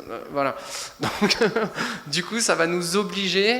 Et puis alors le pourquoi de ça, hein, moi, les alternatives à la voiture, c'est pas par confort, parce que la voiture c'est le plus confortable, un des moyens de déplacement. C'est par tout simplement, je suis ingénieur énergéticien à la base, et puis l'avenir de la France d'un point de vue énergétique, hein, il est marqué, ça s'appelle une contraction. Donc on a quelques mandats pour préparer toutes les alternatives possibles avant que ça nous arrive dans la tronche. Donc voilà, le but c'est ça. Moi je pense qu'il faut travailler avec tout le monde pour plus on aura d'alternatives et mieux ça se passera. Voilà. Très bien, merci. Merci à tous en tous les cas d'avoir donné votre point de vue. La suite, ce sera donc avec des questions flash, puisque je voulais vous poser la question pour les gens qui étaient pour le projet Revel, quelle était la place de l'automobile. Bref, on n'aura pas le temps évidemment de développer puisque votre temps est quasiment tout imparti. Il y aura des choses qui sont discutées puisque vous, public, vous aurez le droit et la possibilité de poser donc, des questions aux candidats qui se feront donc, un plaisir d'y répondre. Pour ces sessions flash, c'est avec donc, Chloé qui distribue actuellement donc, 3 cartons de couleurs. Le vert, évidemment, c'est pour la validation. Le rouge, c'est pour le refus.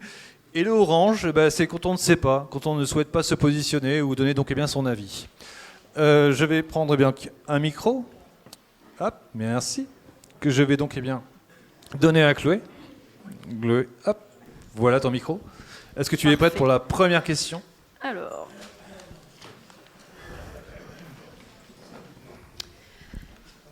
Alors, donc les questions flash, il y aura 3 thématiques. Alors, on va commencer avec la première thématique. Donc, ça va être la réduction de la place de la voiture et valoriser la mobilité vélo. Alors, question 1. Êtes-vous prête à réduire la vitesse à 30 km/h sur l'ensemble des voies en agglomération à l'exclusion des boulevards périphériques ? Alors, nous avons... un rouge et un orange, 3 oranges et un rouge. 4 oranges, pardon. Très bien. C'est pour les auditeurs et les auditrices. Oui. Hein, voilà, mais c'est parfait. Il y aura toutes les versions vidéo, audio disponibles. C'est parfait. Ah, il faut qu'il lève plus haut pour que les gens au fond mettent un visage sur un carton. C'est très important. C'est très important. Allez, on accélère, c'est question flash. Hein. C'est bon ? C'est bon pour tout le monde ? Alors, question 2. Si vous avez répondu oui, acceptez-vous d'aménager physiquement et visuellement les voies pour inciter au respect de la limitation de vitesse ? Tout le monde est d'accord. Parfait. Question 3. Souhaitez-vous limiter la circulation de transit automobile à l'intérieur des boulevards périphériques en révisant le plan de circulation de la ville de Limoges, impasse et boucle de circulation locale entre parenthèses ? Visiblement, il n'y a presque que des accords et il y en a qui ne se prononcent pas. Très bien. Alors, question 4. Êtes-vous prête à mettre en place une politique tarifaire de stationnement incitant au report modal et avoir du stationnement en périphérie avec des offres avantageuses d'intermodalité ? Ah, on en parlait tout à l'heure. Ouais. Ah oui, tout le monde, il y a une seule personne, qui ne savent pas. Question 5. Comptez-vous assurer la mise en œuvre d'un réseau de pistes cyclables continu et sécurisé aux critères réseau express vélo, comme on vous l'a présenté donc précédemment ? Voilà. Alors, tout le monde est d'accord, oui. Ah, la question est trop vague pour certains. Bah, Ouais. oui, il y a... Voilà. Les gens... Bah, alors, il y a la question de c'est la mise en l'argent. place du rével, quoi. Évidemment. Non, mais il y a des questions d'économie, de comment faire. Est-ce que l'agglo récupère les routes du département? Est-ce qu'il y a un accord financier qui est trouvé entre les deux? Enfin, on va pas rentrer dans les détails, hein, mais il y a toutes ces questions-là, évidemment, hein, autour des compétences. Il y a 25 questions, hein, je vous le tiens, voilà. Alors, envisagez-vous de réaffecter de l'espace automobile pour créer des voies cyclables, donc suppression de double voie, mise à sens unique et modification du stationnement? Oui. Ok. Ah, le Vigin dit non. Ensuite, envisagez-vous de généraliser la signalisation spécifique au vélo? Sas vélo, panneau céder le passage au feu, feu spécifique vélo, double sens cyclable et le bypass vélo? On ne peut pas être contre, évidemment. Si on a, oui, voilà. C'est une question où c'est une validation obligatoire. Ouais. Souhaitez-vous augmenter le nombre de stationnements vélo type consigne sécurisée et abritée? Il faudrait les utiliser, effectivement, mais c'est une autre réflexion que l'on pourrait avoir sur le positionnement, hein, de savoir où ils sont mis. Mais ça, ce ne sera pas ce soir qu'on fera cette réflexion. Question 9. Êtes-vous prêt ou prête à mettre à disposition un local commercial vacant en pied d'immeuble dans le centre-ville de Limoges pour du stationnement vélo sécurisé? Bah, oui, bien sûr. Même les futurs, les candidats des villes extérieures, vous pouvez dire oui. Oui, il a dit oui, il a dit oui. Êtes-vous favorable à augmenter la flotte de vélos en location longue durée et proposer des vélos spécifiques, cargo logistique pour les professionnels et vélos adaptés? Tout le monde, il faudrait qu'ils arrivent jusqu'à Fétia, effectivement. Sur le territoire de Limoges Métropole. Voilà. Oui, on englobe tout le monde. Thème suivant, multimodalité, marche, accessibilité PMR, tram-train, BHNS. Question 11, du coup. Souhaitez-vous étendre la piétonisation à tout le centre historique? Donc là, on en revient par rapport à la place de la voiture. Tout le monde valide et certains ne se prononcent pas. Exactement. Il faudra déduire 4 secondes, s'il vous plaît, de temps de parole. Merci. Êtes-vous prêt ou prête à piétoniser la place Denis-Dussopt? Les questions sont variées. Alors après, il y a les communes extérieures qui ne sont peut-être pas concernées, mais directement les candidats Limougeot. Alors ils sont verts et orange à la fois. Ils ne sont pas contre, on retiendra ça de cette information. Non, mais on est là pour créer le débat. Hein. Oui, exactement. Ou du moins la réflexion. Très bien. Alors, question 13. Pouvez-vous vous engager sur la piétonisation de rues d'accès aux établissements scolaires aux heures d'entrée et sortie, type rue aux écoles? Et ça vaut pour tout le monde, hein, pour toutes les villes membres de l'agglo. Au Palais-sur-Vienne, on ne sait pas. D'accord. Okay. Orange, très bien, merci. Question 14. Actuellement, il manque près de 1000 passages piétons à Limoges. Envisagez-vous d'en créer à chaque branche d'intersection? Non, on ne peut pas argumenter, ce sont des questions flash. On verra ça après, parce qu'il y a aussi des questions dans le public. Donc, Vas-y. Donc, allez-vous mettre en conformité des traversées piétonnes en supprimant le stationnement gênant la visibilité aux abords d'ici le 31 décembre 2026? C'est la loi. Alors, oui, alors il y a la loi, il y a aussi le fait qu'on applique ou pas la loi. C'est pas la même chose. Oui. Oui. On doit faire des pistes cyclables lorsqu'on fait des nouvelles routes, ce n'est pas toujours le cas. Question 16. Comptez-vous rendre la ville accessible à niveau sans ressaut avec des marquages podotactiles et des bandes de guidage pour l'ensemble des PMR, notamment pour les personnes à engins à roues et ou déficientes visuelles? Personne n'est contre. Jusqu'ici, c'est rassurant.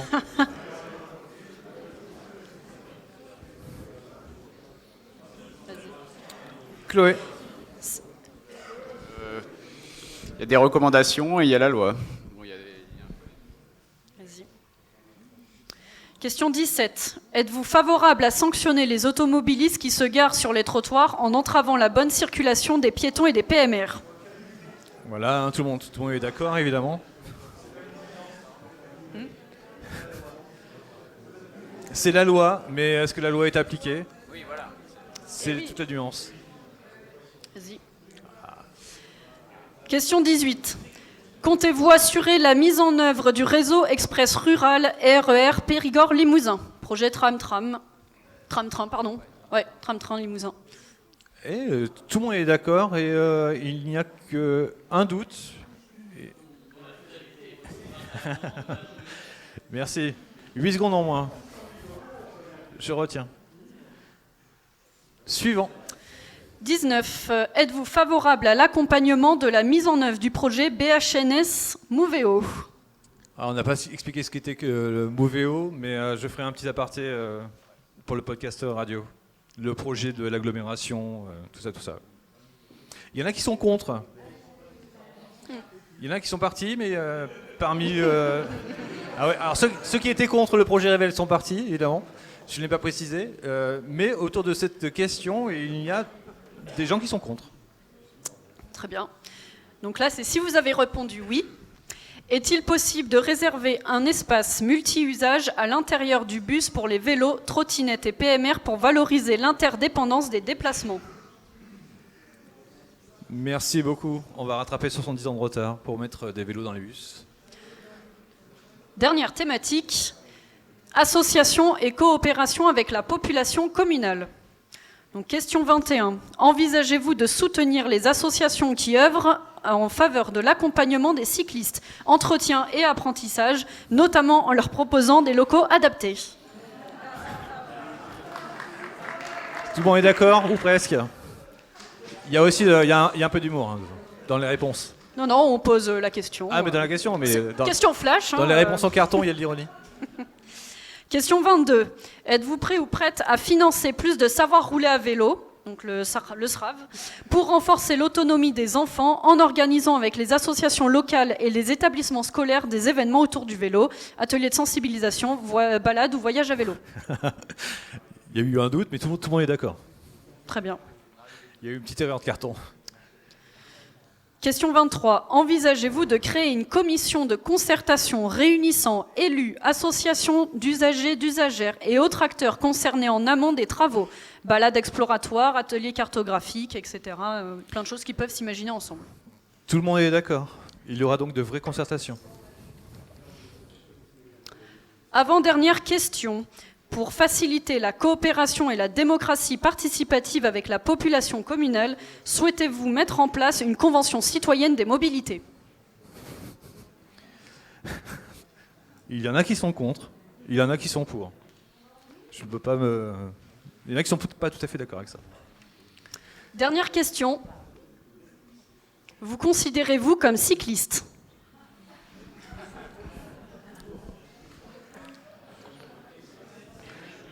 Bah, utiliser son vélo une fois par semaine, je sais pas, moi, je sais pas ce que ça veut dire être cycliste. Je n'ai aucune idée comment définir ce qu'est. Ami de vélo, c'est quoi un cycliste? Chaque personne se définit oui, voilà. comme elle est. Quoi. Est-ce que chacun d'entre vous a un vélo dans son garage? Il n'y a pas de garage. Dans une cave. Bon, bref. Une question à laquelle il sera difficile de répondre, puisque, évidemment, tout dépendra de l'État et de comment on conçoit ça. Est-ce que, cher public, vous avez des questions à poser? Alors, je vais donner mon micro. Comment on fait pour les temps de parole? Est-ce que c'est une question qui s'adresse à tous les candidats? Très bien. C'est très court. Bonsoir, nous sommes deux personnes qui sommes membres de l'Assemblée citoyenne, les 55 citoyens pour Limoges, qui ont été donc une liste tirée au sort par l'équipe municipale en place de la ville de Limoges. Ce n'est pas la liste qui se présente, c'est vraiment l'Assemblée citoyenne de Limoges. Alors ici, on est donc sur le groupe mobilité. On a créé un groupe mobilité au sein de cette Assemblée citoyenne, On a souhaité rencontrer les candidats parce qu'on a plein de propositions à faire. Donc on voudrait déjà remercier Véli Vélo, Tram Train Limousin et toutes celles et ceux qui, par leur technicité et leur connaissance, proposent une métropole tournée vers l'avenir.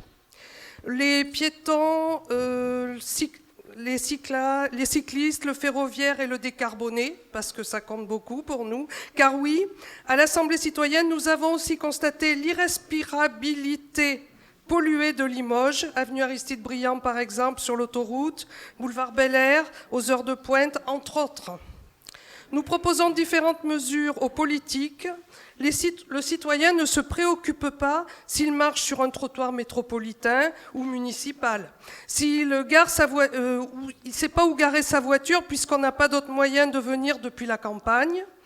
Et c'est même une sacrée gageure de se garer dans Limoges actuellement. Aller en train à Angoulême ou Paris, aïe aïe aïe. Prendre le bus pour aller à Raoul d'Autry, c'est compliqué. Faire du vélo quand la piste s'arrête brutalement. Manquer de se faire écraser sur les passages piétons. Faire des crises d'asthme à répétition, voilà la réalité du citoyen métropolitain. Quel que soit le bulletin de vote qu'il glisse dans l'urne d'ailleurs. Et ça, c'est quelque chose qu'on a demandé aux gens. On est allé les rencontrer, on a fait des micro-trottoirs. Donc ce sont des choses qu'il faut que vous sachiez tous, les politiques. Après, on a la technicité des associations comme Véli Vélo ce soir. On n'a pas eu le temps de vous auditionner. On connaît votre travail et c'est fantastique ce que vous faites. On vous remercie. Y a-t-il une question ? Et la question, c'est donc les promesses électorales, c'est formidable. Mais on a du mal à croire que vous les mettrez en place. Et reconduirez-vous la C55 pour ceux qui veulent diriger la ville de Limoges ? Merci. Merci beaucoup. Qui veut répondre à cette question ? Est-ce que vous avez 3 minutes pour répondre à cette question, Ludovic ? Merci. Non, mais je ne vais pas prendre 3 minutes. Merci pour cette intervention. Je voulais juste rebondir parce que moi, la dernière campagne électorale, j'étais pas encore maire et Véli Vélo avait sollicité les listes aussi. Et j'avoue que la question du domicile-travail et la question des pistes cyclables, par exemple, c'était pas une problématique de notre équipe, en tout cas. Ah, ok. ChatGPT. Ouais, c'est l'IA qui répond à votre place. Donc, non, je vais essayer de réfléchir par moi-même. Mais ce que je veux dire, c'est que il y a aussi une forme d'écoute pendant le mandat, de réflexion avec nos concitoyens, de réflexion entre élus, et on n'est pas obligé de promettre des choses pour les faire. Ok, ça veut dire qu'on a avancé collectivement sur les pistes cyclables ou quoi, mais parce que le mandat, il se vit. Et nous aussi, on est aussi des citoyens. Il ne faut pas rester avec des œillères dans son précaré. Il faut être prêt à accepter de bouger sur certaines choses. Et il se trouve que, voilà, en un mandat, nous, on a avancé sur le vélo, mais on ne l'a pas fait tout seul. On l'a fait parce qu'on a trouvé les bons interlocuteurs, que parfois, il y a eu des blocages. Et je le dis aussi, il y a des fois où on n'a pas pu aller assez vite et on se retrouve en litige avec Véli Vélo. Eh ben, c'est pas grave, ça fait avancer le droit et parce que ça bloque aujourd'hui, ça avancera demain, donc il ne faut pas avoir peur. Et les promesses n'engagent pas que ceux qui les croient, mais avancer, ça peut se faire tous ensemble et pas forcément, tout à l'heure j'ai dit mettre en place des comités citoyens, je n'étais pas forcément d'accord, mais l'élu local, il est aussi là pour écouter tous ses concitoyens et on en a des rendez-vous, vous savez. On en a beaucoup. C'était donc une autre question, à savoir si justement ce collectif de citoyens serait reconduit pour le nouveau mandat. Oui, mais c'était un exemple du Palais. On va voir donc la position de Limoges de Thierry Miguel. Oui. Alors, je pense que l'écoute, elle doit être permanente. Elle ne se construit pas avant les élections, elle doit se construire tout au cours d'un mandat. En fait, et l'engagement qui est le nôtre, qui est porté par la liste que j'ai le plaisir de porter, et c'est de dire qu'en fait, la concertation, elle sera constante. C'est-à-dire que quand on rencontre une association de quelque nature, quel que soit l'objet social qui est le sien, ce soir, on a parlé de vélo, mais il y a des associations dans le domaine culturel, dans le domaine sportif, dans le domaine social. On a besoin de les écouter parce que les élus n'ont pas les compétences, ils sont pas compétent sur tous les sujets. Donc l'important, c'est d'avoir une capacité d'écoute pour ensuite mettre en œuvre des politiques dignes de ce nom. Et ça doit se faire au quotidien. Donc c'est un changement de logiciel complet par rapport à ce qui a pu se passer jusqu'à présent, c'est-à-dire s'inscrire dans une capacité d'écoute, de réflexion et de co-construction. C'est-à-dire qu'à aucun moment, me semble-t-il, un élu ne doit arriver avec sa solution toute ficelée puis dire voilà, c'est ça. C'est pas ça la concertation, c'est la co-construction, c'est-à-dire qu'on parle ensemble de tous les problèmes. On peut être en désaccord, vous l'avez dit tout à l'heure dans vos propos introductifs, on a parlé d'apaisement. L'apaisement, en fait, c'est la guerre des idées.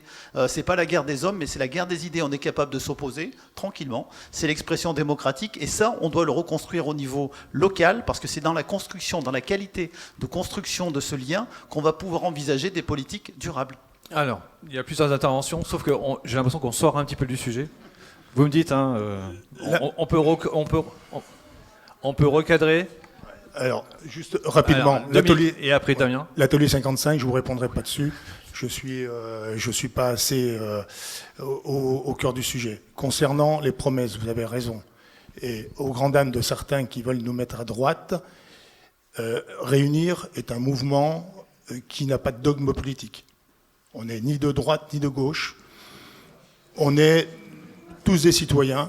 Et très sincèrement, si mon camarade à côté a une bonne idée, si demain nous sommes élus, on la portera. Et si c'est l'autre camarade qui est à côté, à gauche, ça sera la même chose. On n'a pas de dogme politique, il faut bien l'entendre. Donc ça, c'est une chose.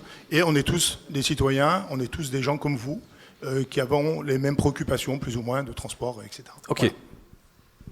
Madame, pour vous répondre assez rapidement, sur la C55, oui, avoir des citoyens tirés au sort, je pense qu'il faut le prolonger, ça peut permettre de concerter, ça peut permettre aux élus de faire mieux aussi à des moments où parce qu'on ne peut pas avoir le savoir sur tous les sujets. Je pense que sur la participation citoyenne, on doit aussi aller plus loin, parce que ça a été souvent dit, mais en fait, le grand problème que l'on a sur les mobilités, sur les infrastructures, sur les grands travaux, c'est toujours le problème de concertation. Je veux dire, aujourd'hui, quand il y a la rue Jean Jaurès qui est faite, le problème principal, c'est l'absence de concertation. Quand il y a les rénovations urbaines qui sont faites dans tout un tas de quartiers de Limoges, où finalement les habitants se sentent dépossédés, c'est dévitalisé, le problème de base, c'est parce qu'il n'y a pas eu de concertation et de volonté d'écouter vraiment les habitants.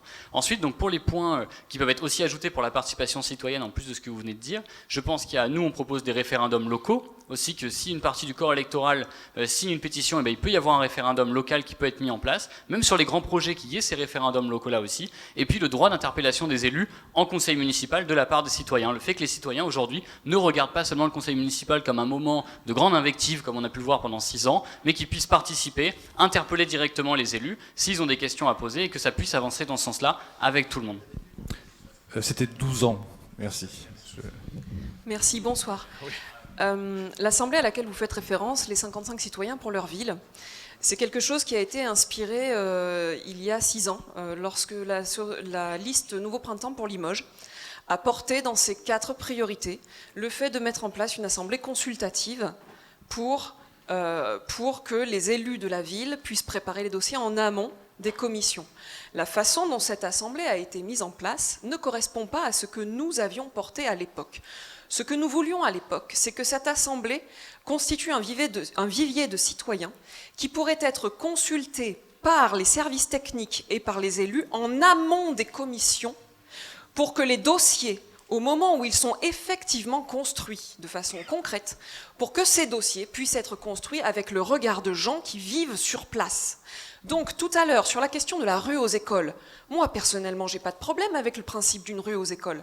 En revanche, je n'ai pas mis le carton vert parce que je ne veux pas préjuger de ce que sera l'avis de tous les riverains sur cette question.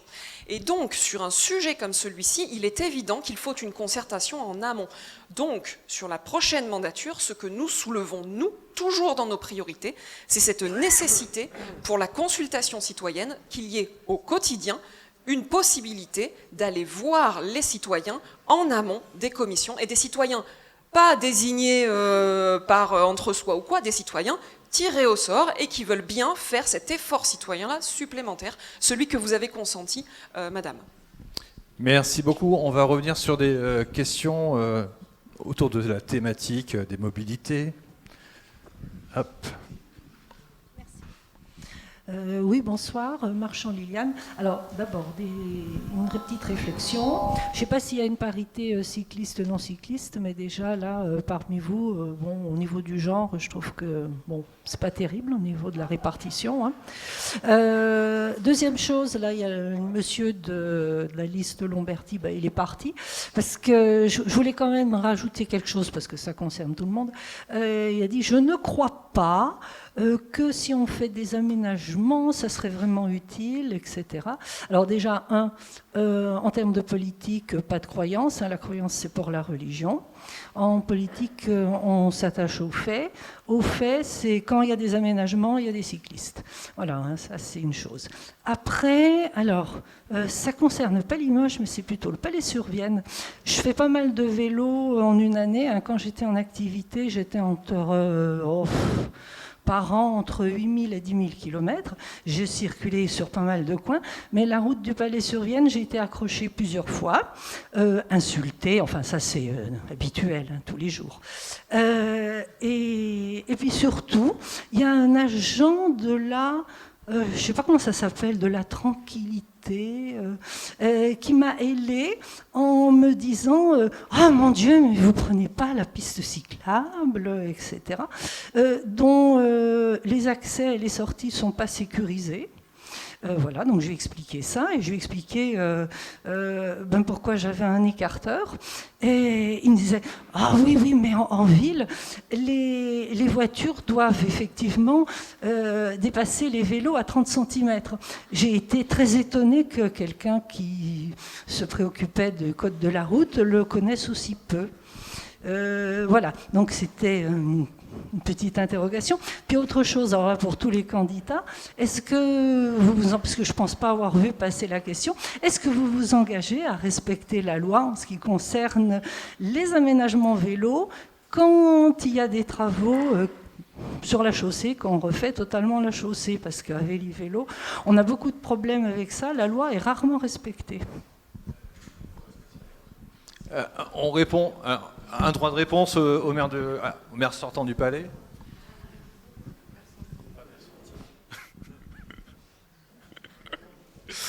Merci pour votre question, madame. Toute la difficulté avec la piste cyclable du Palais, c'est qu'elle n'est pas terminée. Et c'est le problème du SDIAC en général, c'est que les continuités ne sont pas encore assurées parce que ça coûte très très cher et que nous sommes 20 communes et que je le disais tout à l'heure, il faut tous qu'on fasse des aménagements cyclables et malheureusement le SDIAC doit être revu parce que il est périmé de mon point de vue et nous n'avons pas assez de fonds pour essayer de faire en sorte d'avoir de réelles continuités sur la tranquillité publique. Écoutez, mais bien sûr qu'il est charmant, c'était dans sa fiche de poste, d'ailleurs les deux autres aussi. Non, voilà, on n'a pas de police municipale, on a mis en place une tranquillité publique, et leur boulot, c'est de faire de la médiation et d'essayer de ne pas être coercitif et de discuter avec les gens, justement, et ils sont très appréciés de la population. Mais vous avez raison, il faut qu'on avance sur le SDIAC, et les gens ont du mal à comprendre que les cyclistes ne prennent pas les pistes quand elles sont là aussi, et ça, il faut le comprendre. On fait un vote à carton levé pour le respect de la loi sur les pistes cyclables. La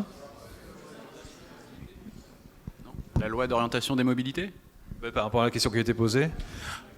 Juste avant de faire le vote, juste rappeler que oui, il y a la loi, mais qu'il y a les financements, et que si... la départementale en question ou la route communale n'est pas dans le SDIAC, c'est compliqué d'avoir les financements et donc c'est difficile de respecter la loi. Donc il faut vraiment qu'on muscle nos enveloppes sur la question du SDIAC. Je voudrais faire un point sur l'obligation ou non d'emprunter un aménagement cyclable. Ça, c'est le code de la route et c'est le même type de panneau pour les automobilistes que pour les cyclistes. Quand le panneau est rond, là, c'est obligatoire. Non, je faisais un point pour l'ensemble... Voilà, mais c'est ça. En fait, la prévention passe aussi par l'explication du code de la route. Et c'est vrai que le code de la route des cyclistes, quand on est automobiliste, il y a des personnes qui ne le connaissent pas. J'interviens avec mon collègue régulièrement dans les entreprises Et le code de la route cycliste, eh ben, y a beaucoup de gens qui ne le connaissent pas. Parce que quand on passe son permis voiture, on va dans une auto-école. Pour apprendre à faire du vélo, il faudrait plus de savoir rouler à vélo. Parce qu'il y a beaucoup de méconnaissances. Le simple fait de voir un panneau vélo, pour certains automobilistes, ça signifie qu'il faudrait obligatoirement le prendre. Sauf que quand il est carré, il n'y a pas d'obligation, c'est une recommandation. Et c'est le cas à Limoges. Il y a de nombreux cas où c'est plus sécurisant et beaucoup moins compliqué, plus rapide de se mettre avec les voitures sur la chaussée plutôt que sur un aménagement cyclable qui est non obligatoire. Voilà, c'était juste le petit point. Voilà. Je voulais... Un micro, deux accidents avec des voitures. Alors, le gros souci, ce qui est quand même dommage en respectant la loi, c'est de gâcher de l'argent public, à savoir le mitage. Le mitage est terrible pour la mobilité, terrible pour l'argent public aussi, puisque faire un bout de piste cyclable ou de voie cyclable pour qu'elle s'arrête dans le néant, ça n'a aucun intérêt. Cette ville doit avoir un plan de circulation. Poitiers, Clermont-Ferrand ont réussi cette transformation, ce tour de force, grâce à une hiérarchisation des voiries. Sans hiérarchisation des voiries, on gâche de l'argent public pour rien. Et en plus, on oppose les utilisateurs de l'espace public. Les voitures, c'est de pire en pire. C'est de pire en pire au niveau des conducteurs, c'est de pire en pire au niveau des mobilités alternatives, que ce soit la trottinette, que ce soit le vélo, parce qu'on parle de vélo, mais il y a aussi les trottinettes, etc. Et on est en train de poser en fait les Limougeaux au travers d'un manque d'organisation. Il faut hiérarchiser les voiries à Limoges. C'est une priorité. Franchement, allez-y. 3 secondes entre deux coups de sonnette. Le plan de déplacement urbain à Limoges n'a pas été réactualisé depuis 2019. Donc c'est nous un engagement qu'on prendra. On va réactualiser le plan de déplacement urbain très rapidement en concertation avec tous les acteurs concernés. Très bien. Il y a plusieurs choses à mettre à jour. Hein. Le bus à haut niveau de service 2016, des choses qui nous ont fait rêver, peut-être, réfléchir, mais qui n'ont jamais abouti. Bonsoir à tous, merci aux organisateurs. J'ai une question pour l'ensemble des candidats concernant la refonte un peu des lignes de bus, du coup des mobilités douces. Parce que voilà, je travaille à l'université de Limoges et des fois, en tant qu'enseignant-chercheur, je dois être aussi bien dans une composante de l'université que dans l'autre. Et il y a la problématique aussi pour nos étudiants. Et actuellement, il y a un peu une aberration, c'est que quand on est par exemple dans le campus d'Esther, ne serait-ce que pour rejoindre le campus à Bory, c'est une vraie galère, alors que finalement, il n'y aurait pas besoin de grand chose, il y aurait juste à modifier un tout petit peu la ligne 15 pour que ce soit le cas. Et ça pourrait, finalement, on se retrouve avec une université dont les composantes, il n'y a aucune ligne qui relie toutes les composantes de l'université de Limoges. Donc c'est quand même assez aberrant. Est-ce que vous avez l'intention, vous pouvez même le faire avec vos petits cartons éventuellement, est-ce que vous avez vraiment l'intention de faire en sorte que toutes les composantes de l'université de Limoges, que ce soit depuis le campus Esther jusqu'aux services centraux du centre-ville en passant par l'hôpital, est-ce que ça peut être relié, parce que ça pourrait faire du gain de temps et aussi de possibilités pour les étudiants. Et personnellement, si j'avais ça, je ne prendrais plus du tout la voiture. Mais bon, ça, c'est plus un cas personnel. Mais c'est quand même dingue que toute l'université ne puisse pas être accessible facilement. Est-ce qu'on peut extrapoler en disant, est-ce qu'il serait peut-être intéressant de revoir entièrement les trajets en bus et la circulation des bus ? Peut-être aussi. J'avoue, là, j'ai parlé particulièrement de l'université de Limoges. Parce que, je le vis c'est particulièrement, le cas, mais oui, on peut essayer d'élargir la problématique. Adapté au réseau vélo, qui ça se croise, voilà, c'est une des rares villes aussi où le coût, du coup, pour se loger pour les étudiants est relativement bas. Donc ça pourrait vraiment encore plus améliorer l'attractivité de la ville, ne serait-ce que pour attirer aussi de nouveaux étudiants et redynamiser la ville aussi. Merci. Mais pour vous répondre rapidement, déjà, le réseau de bus en soi à Limoges, moi je le trouve pas particulièrement mauvais. Je trouve qu'il y a beaucoup d'endroits qui sont bien desservis, etc. Mais par contre, vous avez raison qu'il n'a pas été revu depuis un long moment. Les travaux qui sont en cours sur le bus à haut niveau de service vont permettre, et maintenant avec une meilleure concertation, parce qu'il y a beaucoup de mécontentement. Alors pourtant, il y a eu des millions d'euros lâchés dans des études. On ne sait pas où est-ce qu'elles ont été faites, les études, parce que finalement, une grande partie de la population, une grande partie en tout cas des gens qui se sentent concernés par le sujet, une partie sont contre. Mais du coup, parce qu'ils disent que ça manque de concertation. Mais aujourd'hui, vous avez raison sur le fait qu'on a un problème d'attractivité des transports en commun à Limoges, parce que, en termes de fréquence, pour moi, en termes d'amplitude horaire et en termes de bassins qui sont desservis, ça ne va pas. Et ça vaut au fait pour l'université. Alors je ne peux pas vous dire là, est-ce que précisément cette liaison-là, on va la faire, mais en tout cas, vous avez raison qu'il y a un besoin de concertation générale pour connaître les usages des transports en commun et savoir quel point doit desservir quel autre point. Ça vaut pour l'université, mais ça vaut, comme j'ai dit tout à l'heure, sur la question des emplois. On a un gros sujet, je parlais de ce matin avec quelqu'un qui travaille dans une boîte d'intérim qui me dit qu'il a un gros sujet pour envoyer des travailleurs en zone sud à certains horaires ou en zone nord. C'est extrêmement compliqué.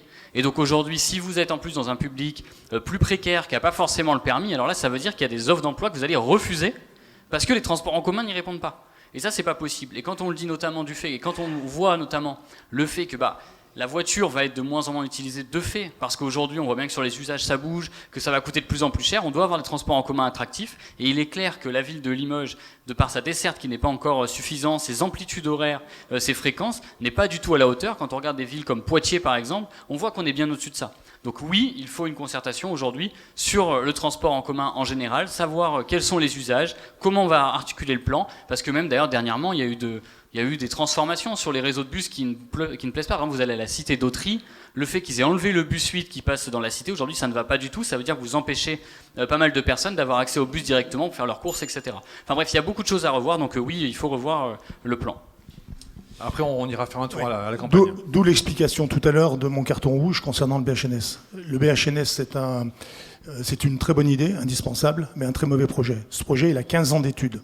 15 ans d'études. Amiens, ils ont mis 5 ans pour faire un BHNS. La vice-présidente du Grand Lyon, avec qui je déjeunais au démarrage de son mandat, a lancé près de 50 km de tram et de BHNS à Lyon, dans le Grand Lyon. 27 km ou 30 km sont faits. C'est l'objectif, c'est la jauge qu'ils avaient devant eux. Donc, la solution, on l'a en fait sous nos yeux, c'est notre maillage de tramway qui est là, mais qu'il faut réaménager. Tous les tramways ne circulent pas en site propre. C'est une stupidité absolue. On ne peut pas avoir de fréquence rapide tant que les tramways seront contraints par les autres utilisateurs. Les tramways, pardon. Excusez-moi, je rêve à 2080. Mais non, les tramways, de toute façon, ne peuvent pas circuler correctement, ou les bus, en circulant avec tous les utilisateurs de l'espace public. C'est impossible. Littéralement impossible. Donc, ça ne sert à rien d'aller mettre un BHNS qui va oublier Landouge, qui va oublier Bonnes-les-Mines. Nous, on a vu des gens de Bonnes-les-Mines, pour aller à Raoult-d'Autry, ils n'ont pas le choix, c'est voiture. C'est plus d'1 heure pour aller à Raoult-d'Autry, donc sur le lycée. Il y a vraiment un truc complètement aberrant. Et très sincèrement, le BHNS a commencé quand il a été évalué à 135 millions.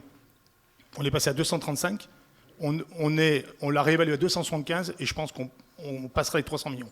Et là, je suis prêt à prendre le pari. Malheureusement, j'espère qu'on ne le fera pas. Parce que 300 millions sur une rénovation urbaine du centre-ville, en prenant en compte justement Landouge, en prenant en compte Bonnes-les-Mines et en faisant du site propre, on peut faire pas mal de choses.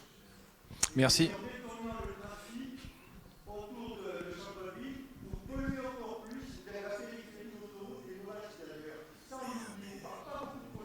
Non, le problème, c'est que si vous proposez une vraie alternative en transport en commun, en mobilité, et vous faites un vrai report modal, vous n'aurez pas de voiture. Les gens resteront chez eux. Moi, je connais plein de gens qui viennent travailler à Limoges, qui habitent Landouge. C'est un crève-cœur de prendre leur voiture. L'idée est de limiter la voiture. On ne veut pas opposer, en fait. Et ça, on le développera dans nos programmes. Vous verrez, on a vraiment de l'ambition là-dedans.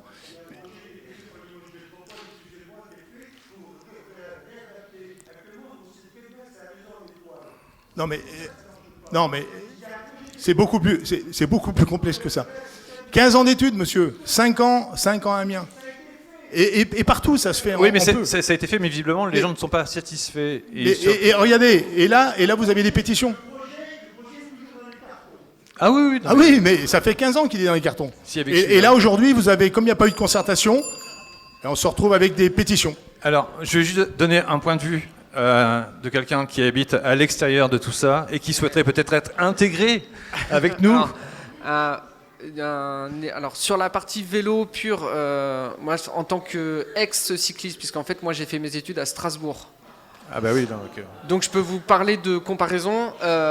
Un souvenir que j'ai en tant qu'étudiant à Strasbourg, j'aurais pas pu avoir autant de déplacements dans la ville, ne serait-ce qu'en termes de budget, de pouvoir d'achat. Le vélo, pour les étudiants, enfin moi c'est du vécu, j'aurais pas pu vivre ma vie étudiante sans vélo. Donc vraiment c'est pour les étudiants, donc pour la partie universitaire, enfin voilà, il y a un vrai enjeu. Je me permets d'élargir un petit peu puisque on a parlé des étudiants. Au Vigan, on a une autre particularité, c'est qu'on a 2 endroits touristiques. Donc on pourrait parler de tourisme aussi.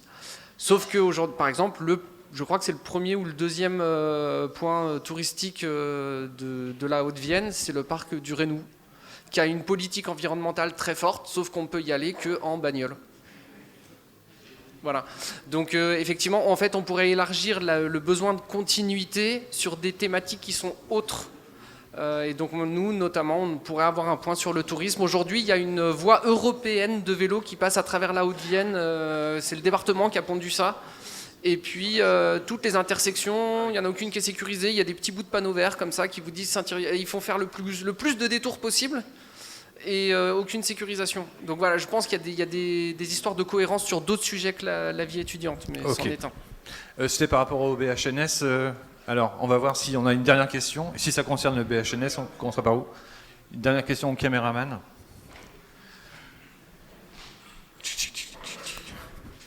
Je t'en prie. Merci. Lucas Deladonchamp pour le média On est là. Moi j'ai une question flash, donc rapide. Qui est pour ou contre les 10 millions d'euros que met la métropole sur la 2x2 voies Couzex-Nieul? Les combien? Tu as dit 10 millions d'euros? C'est 10 millions d'euros que met la métropole sur cette 2x2 voies. Qui est pour, qui est contre? Alors nous avons un pour...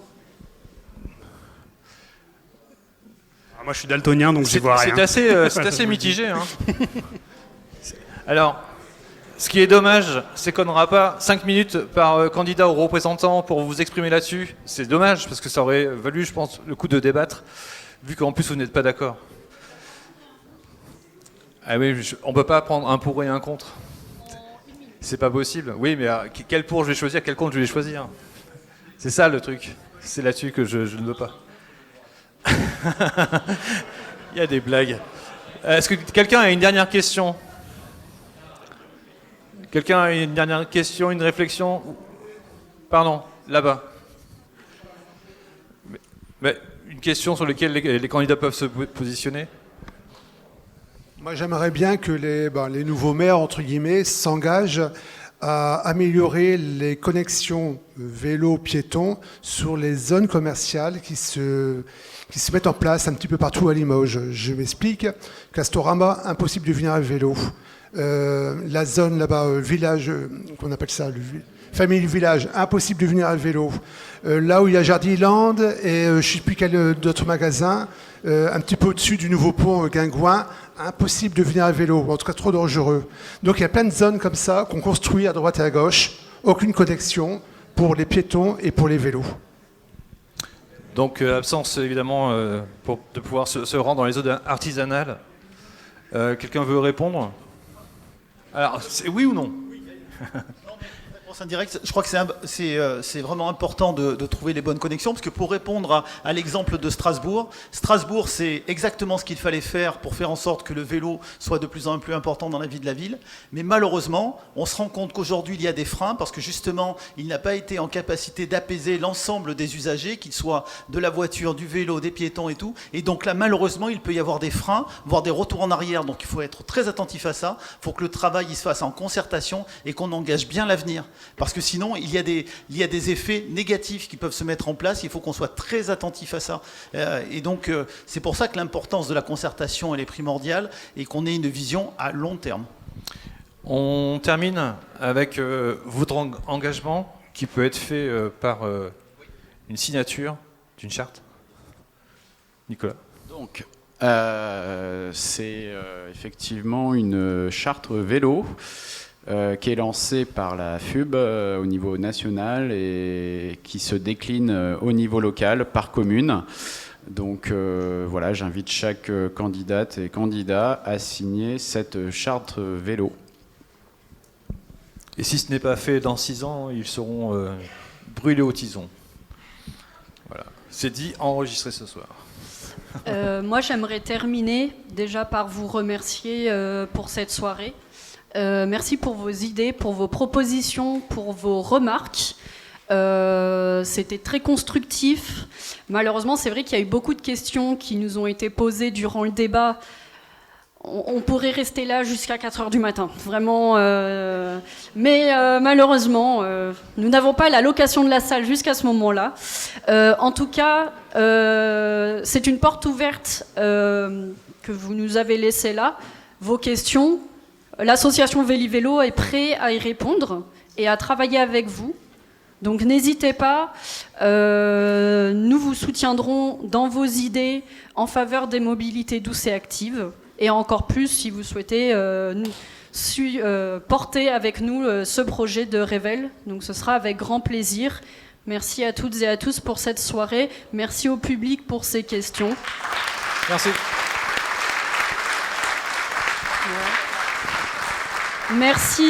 Merci Chami de la radio associative Bob FM pour l'animation. Merci Jean-Baptiste. Merci Jean-Baptiste. Il y a un questionnaire à rendre.